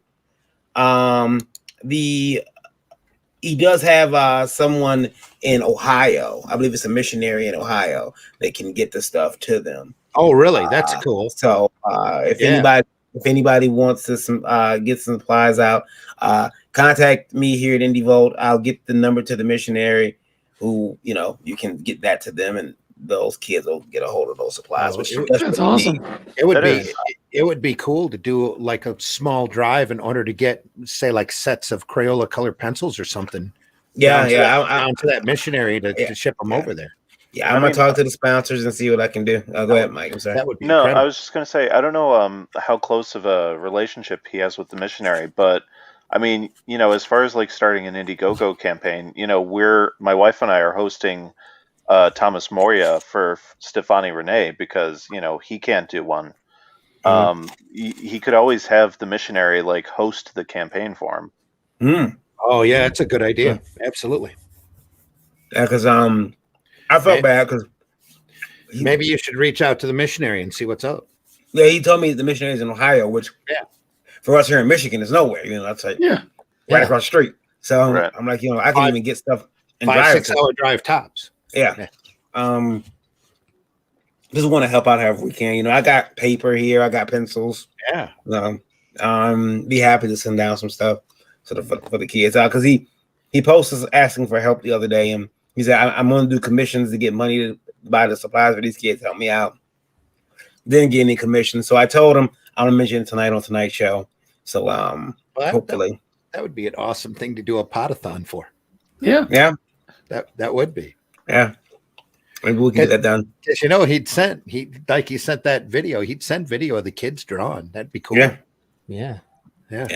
Very cool to see them drawing, and kids need art, man. Kids need art. Art needs kids because you have no idea what kind of a return that you'll get off of that. That's not just a personal reward, but stuff that comes back 5-10 years later. Somebody, you could be walking down the street, and I get that now. I teach after school, or whenever I can. The last couple of years have been a little rough because of the bug, but I used to do that a lot for the after school programs, and years later, hey, Mr. Zimmerman, how you doing? It's like, whoa, who are you, kid?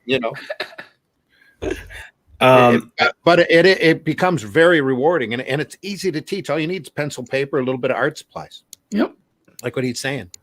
And Randy, this last weekend, Sunday, you took 3 hours to announce the return. Yeah, we went an extra hour on the Sunday Funnies program, but we went an hour and 40 some minutes until StreamYard kicked us, and we had to reestablish connection with everybody. But we talked all about Arrow Comics and its importance in comics history and the different things that we had to go through and the hassles and hurdles that we got before crowdfunding sprung up, and there were all of these opportunities that are around now.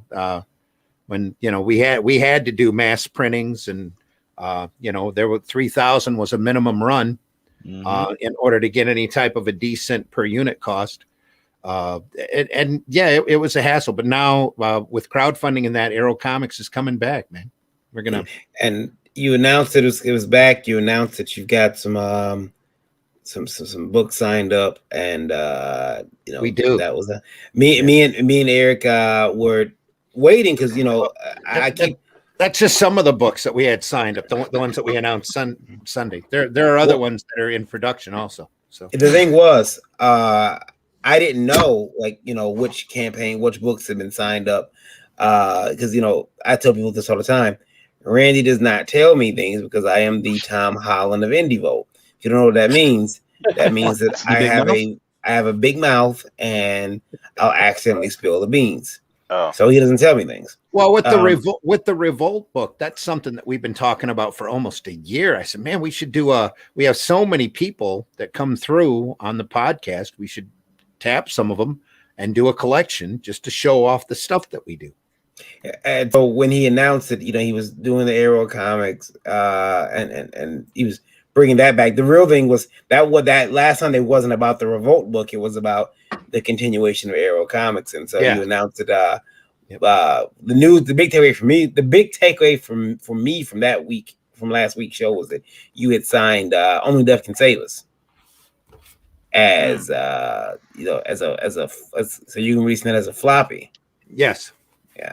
Through Arrow Comics here in the States, and so that was pretty big news. Really, our big thing is Russ did the campaign and very successful campaign. And if you've seen that book, it's amazing.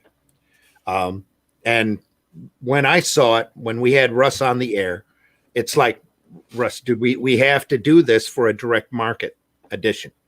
So that's what we're going to do. Russ is going to take the first issue, book 1 Keystone, and separate it into 3 issues worth of books that we're going to do for the direct market. It's going to be a lot of fun. So all this time, now I'm looking back, and guys, I felt like who's a good mystery filmmaker? I was gonna say M. Night Shyamalan, but maybe not. You're looking for a good mystery film. Good. There were, as I look back through it now, there were all these. I saw signs at the theater. I'll never see another one of his movies again where I have to pay for it. Anyway, go ahead. Sorry. As I look back, there are all these clues that were planted there that Randy, like, I would mention Russ's book, and Randy would like do this grin, and I'm like, he wouldn't tell me what he was grinning about. I just thought, because Randy's always. Well, it's just been, we've been talking about doing this for months, just like we were talking about bringing Arrow Comics back. It's just all of the stars aligned at the right time, and now is the time to come out and solidify the deal and get it, announce it, get it going. I'll tell you this: me and Eric were so mad. We weren't mad, but we're on the way. We're on the way to church, and we're like, announce! You guys are going on about Diamond. You guys are going on about everything else. Yeah. I didn't want it to be a Diamond hate fest, but it sure was coming out that way. Oh, it was 25 minutes of anti-Diamond. I was I totally agree. It wasn't. Yeah, I mean, it's not hard to get 25 minutes out of that. Yeah. Yep. I was like, I'm in the chat, like, come on, I have to go in church. Your word. Get to it. Come on, get to it. It's like, yeah. It was but yeah, so if you guys go back, it's part 1 and part 2 of that segment. But it was kind of interesting the way that split up too, because we started talking about the Revolt book and we lost the signal. So part 1 is kind of, here's Arrow Comics, bitter. We couldn't keep it going. We had these hoops to jump through and all of this. And then part 2 is all like, hey, now that crowdfunding's out, we're going to start doing this, and we're doing direct market for that. And now that Liberty's out, we think we can actually get a foothold into these retailers, and we're going to start doing this and this and dig that. We've got other stuff underway that we're not talking about yet, and it's just great. It's gonna be a lot of fun. This is back to Arrow Comics the way we were running it before. All of this crazy hoops and minimums and just interference that we ran into. It got to the point where our Diamond rep was literally telling us what books we could and could not print. Well, and that's the problem. That's what I've been fighting with Liberty. There are so many people that try to, like, they forget just because you're a distributor, like, as Liberty, I don't tell you what to print. You can print it if you want to. Whether or not I can sell it is completely different. But I'm not shaking my hand in anybody's finger, or my finger in anybody's face, saying, "Hey, you can't, you can't print that. I don't print that book," because I've seen that so many times. Like, that's a publisher job, not a distributor.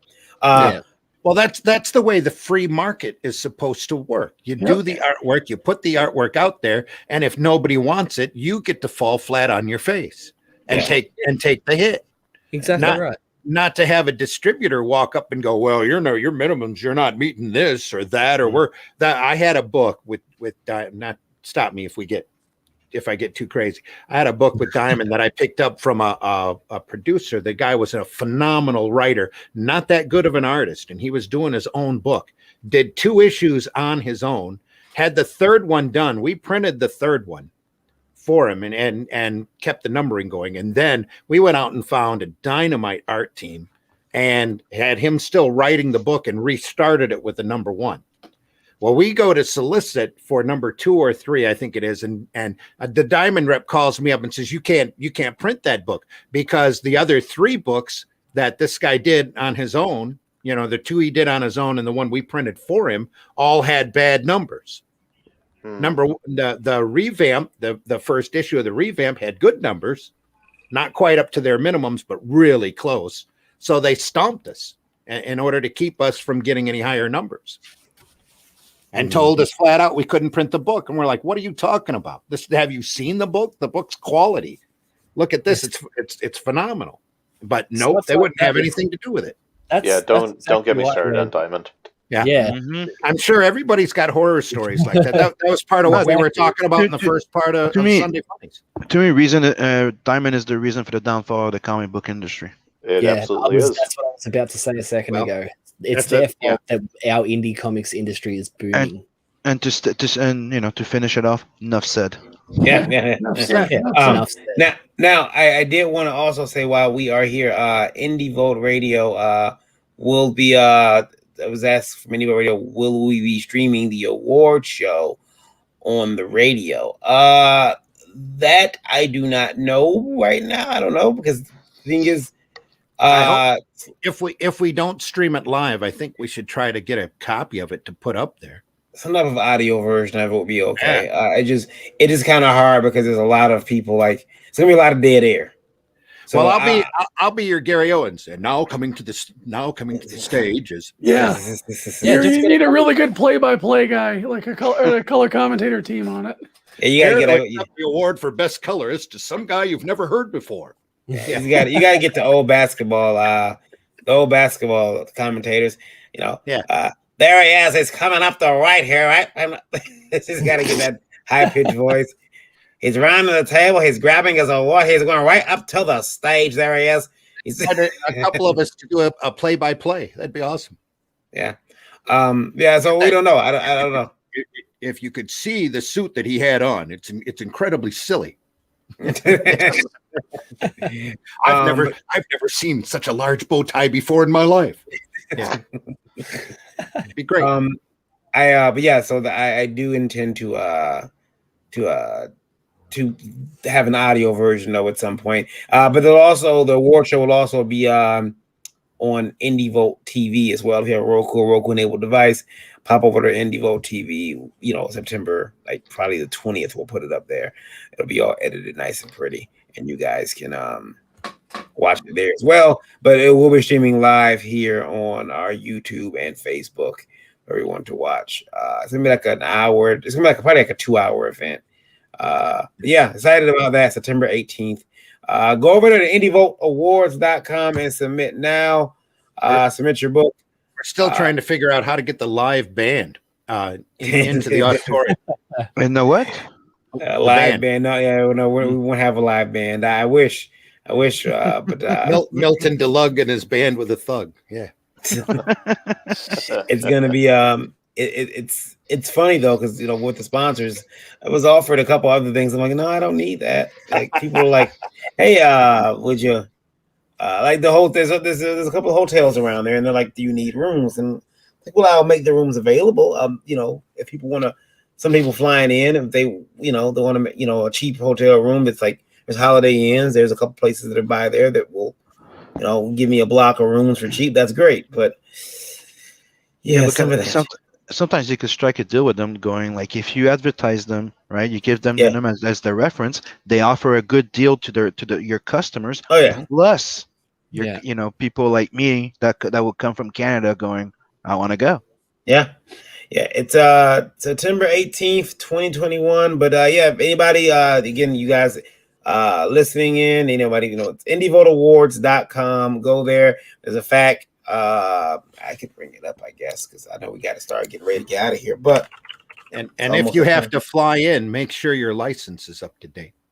So you'll never get in without it. No. Well, I went to renew my, as I know, I've told you my adventures with my driver's license. That they wanted to. They asked me if I brought my birth certificate with me because apparently the licenses now have a special red star that allow you to fly. Yeah. Huh. that you have to display at the airport. It's not, and in order for me to fly now, I have to go back and schedule another appointment with the Secretary of State, and getting my license renewed was a 4-month wait. Yeah. Red Star, you say? Thanks to this bug. Yeah. Now when I they have to first, schedule another the appointment. only one that stuck to that part. Say what? You said a Red Star. You say? Yeah. That's what they told me. So when they first said they were going to give us special stars to allow us to fly, I said, "Did anybody look at history? Right? Yeah. Did anybody? Has anybody think about this at all?" And they were like, "Well, yeah." It means it's like no one. Wow. Okay. All right. With everything happening these days, we're so far down the rabbit hole anyway. Who cares? Yeah. Yeah. So true. Sorry. The Overton window's not only open, it's fallen out of the wall. It's exactly. They already offer a yellow star for a special operator's license. Yeah. Damn. So here it is, the 2021 Indie Vote Comic Book Awards, September 18th, 192 days away. That's not long at all. Good Lord. Only 192 days away. Yeah, that's not long at all. But yeah, Comic Book Award show the principles and stuff on recognizing excellence and merit in our industry. There's a commercial you guys have all seen. Here's our esteemed jury. Eric Hodson. These people, by the way, these people can't enter. They can't enter their stuff. Yeah, Eric Hodson there, 15-year commercial illustrator, Dread Dinosaur Man, Roddy Piper, the Kilted Avenger, host of Indie Vote that came from Webtoon, Mr. Randy Zimmerman, who just renewed his license. Yeah. Lola, the Indie Princess, she's there to bring some class to it. Victor Dandridge, the hardest working man in comics, hashtag HWMIC, is a judge for the event, as well as JD Calderon, who's the creative mind behind the Oswald Chronicles, and as Eric found out last night, writer of several mangas from the back in the day. Yes. Yeah, Eric, are you there? Did you just freeze? Oh no, okay, I thought you were okay. Yeah, what has he got? We were waiting for a possible punchline. Yeah, La Blue Girl. Yeah. There's one other one. Tenchi Moyo. I think it was Tenchi Moyo was the other one. Yeah. So if you grew up weeb in the 90s, you owe some of that to JD. You might even owe, depending on how much Blue Girl you read, you might even owe him a Valentine's Day gift. Something at least. But yeah, so they can go over there and you can get her, and I've been getting a lot of messages, a lot of submissions. Only Death Can Save Us was submitted, so that's pretty cool. A couple other people have been. I will submitted. Not be judged. No. You can't judge it. I'm sorry. It sucks for you. Had to disqualify. Sugar says, "Is there a trophy for best promoter, and how do I vote for Pops?" No, there's no best promoters. We tried to keep it based around the industry, based around comics and so art, colors, letters, inks. We had to do that way. However, there is the Liberty Torch Award, which we'll be discussing here next week, how to win that, and we will be revealing next week our Hall of Fame, the inductees, which is very cool because I think that they're gonna like what they get. So, guys, let's go through here and find out where everyone can be reached at for our visitors, our listeners, where they can find you guys at. We'll start with Mr. Murphy. Where can they find you at online, sir? Yeah, so find me on Twitter at chibi_Mike, and you can also follow me on YouTube at the Chibi Mike, all one word. That's very quick. Mike, I don't like that. I'm on it, man. I'm on this. I need you to get like a link tree or something. He's got places to go. Yeah. Time is money, man. Dreaded Dinosaur, where can they find you at? Hey, at Dreaded Dinosaur on all the social medias, Twitter, Instagram, Facebook, minds.com. You can go over to erichodson.com, erikhodson.com, and buy some prints off my store. Help me pay the rent, and come back and see me on Monday for It Came From Webtoon with hopefully special guest Jose Garcia talking about some of the ins and outs because he did work for hire for them. So looking for some stories from him. That'd be cool. It'll be next week, 9 p.m. on Monday. Digging up the dirt. Sim Potier. Well, I go by Simon Sympathy, or Inkslayer on all social media. And you can find me on, the Morning Roast with Chris on the Sugar Chris channel. You can find me doing Doodle and Chill on my channel. I'm on we're on the Hardline on the Zayd channel, the Zayd comic channel, and I'm also on Drawing Comics with my bro the Ace doing the Watch Along and the Pimp Your Project. Am I forgetting someone? Because someone's going to want to kill me. And soon I'm going to be doing some streams with Inkslayer. I'm sure you're forgetting one because you are everywhere lately. I was going to say, when do you have time to work, buddy? Yeah. And I drop by here once in a while. Yeah. So it's Not like, often enough. Yeah. Anyway, not often enough. Yeah, but I don't get notification. It's a freaking bitch. I get here and it's over.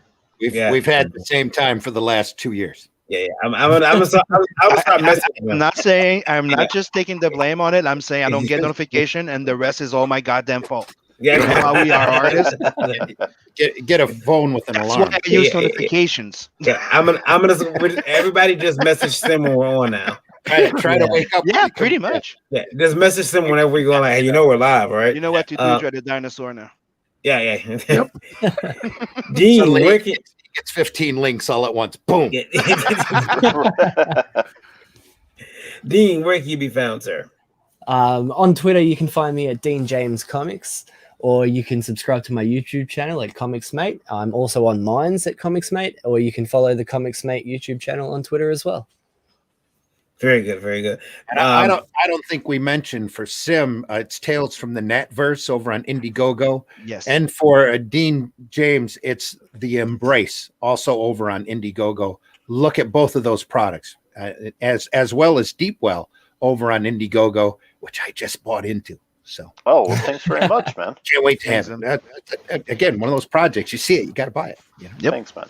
Greatly appreciated. And while you guys are at it, we're gonna. He's a fan of El Topo. Just saying. It's true. It's true. Cool. We'll talk.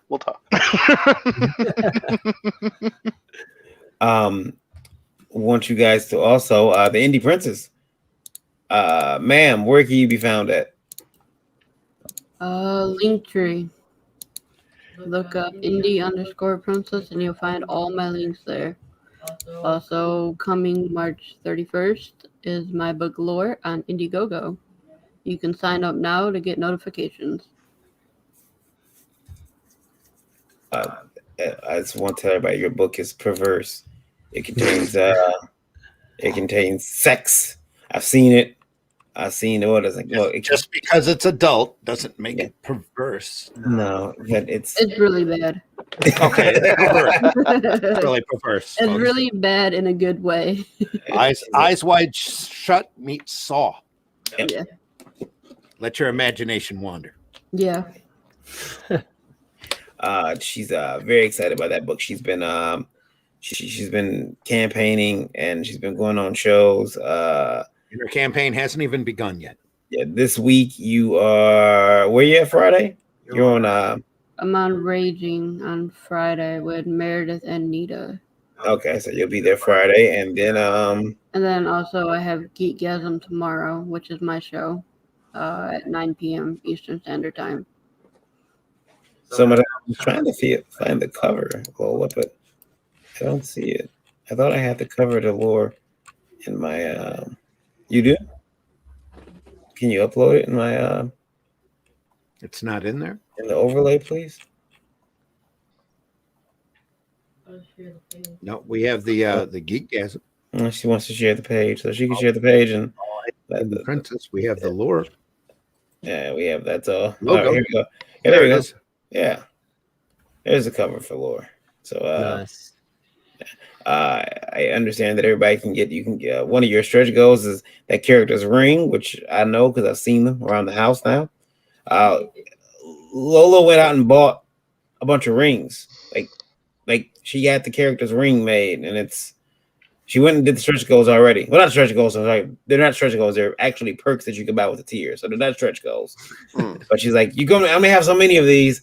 I'm like, but the money. Do you know how much money that's going to cost? No one listens to me, though. No one listens to me. Lola, you put your link tree down there. They can find you. Mr. Zim, where can you be found? Also, you keep sticking the ring up against the monitor and reciting the Green Lantern oath. Sooner or later, one of them's going to glow. Yeah. Yeah. Yeah. Hey, folks, I'm Randy Zimmerman. You can find me on Facebook under Randy Zimmerman. You can find me at the Twitter under Randy Zim. That's Zimm. I'm not up there very often, but when I am, it's Randy Zim.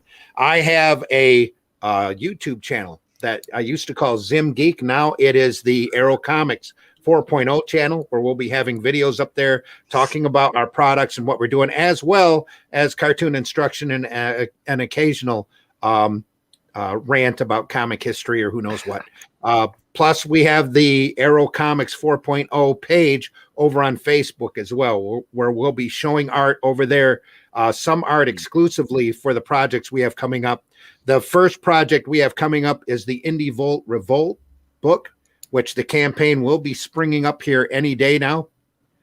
And when it does, you'll have 60 days in order to buy this book. It's a phenomenal book with a lot of contributions, a lot of incredible artwork. And I'm not just saying that because I'm putting it all together, but the artwork in this book is phenomenal.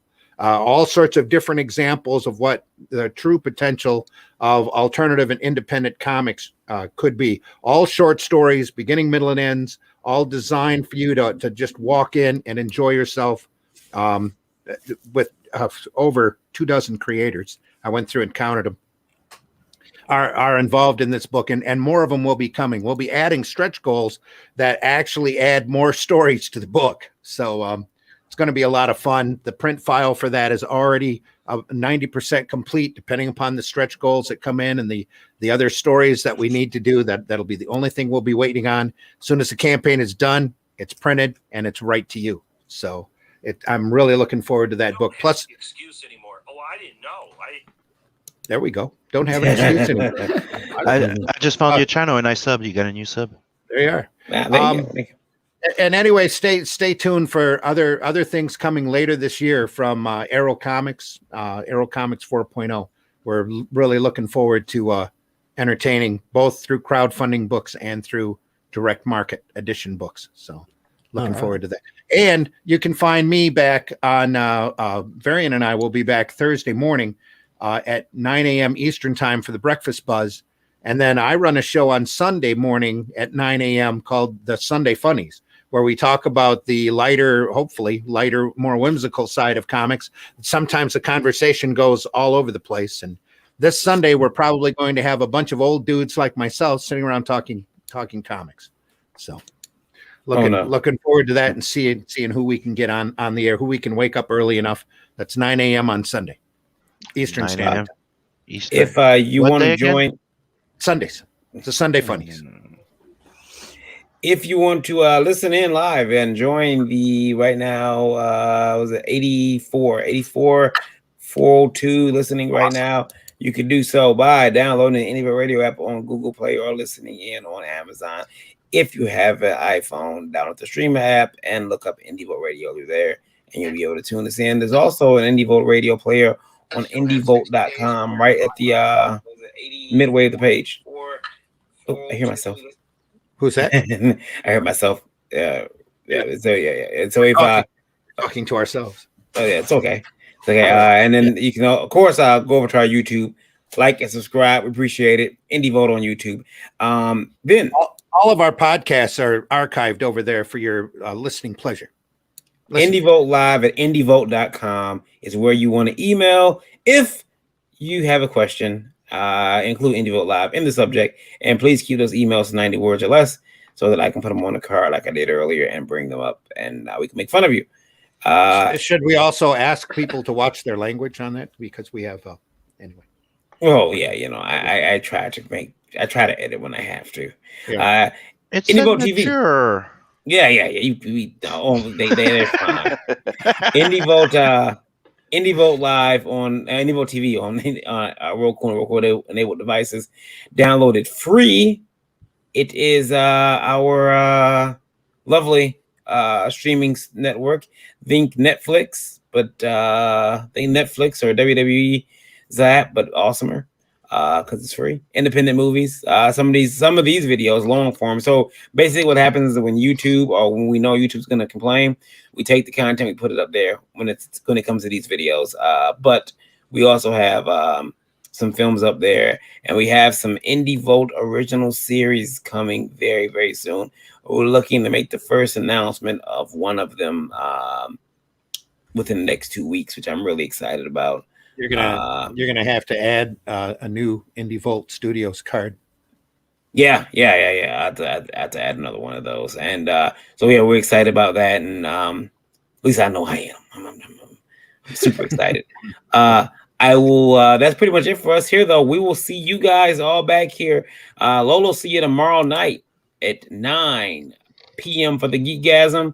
Randy and I, and probably Eric. Eric, you be with us Thursday morning? Maybe Daphne. Possibly, yeah. Daphne Leish might jump in also. We're gonna have the creator of the Flock comic on Thursday morning. Yeah. So yeah, that'll be cool. All right, guys. Until then, we will see you. I'm gonna take us out. Well, as we leave, we want to remind everybody of the immortal words by Mr. Jack Kirby, who said, "Kid, comics will break your heart." Hell yeah. Oh, he wasn't wrong. That they will. Oh, can I say one thing too? Sure. I'll be doing 3 sketch cards and sending it in to you to give it away. Oh, awesome! Sweet. Awesome. Yeah. Nice.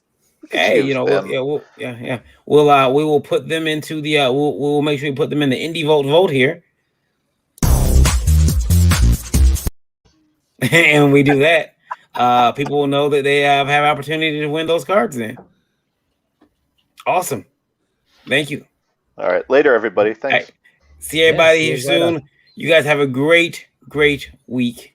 Take care, everybody. Stay healthy. Have a good night. Later.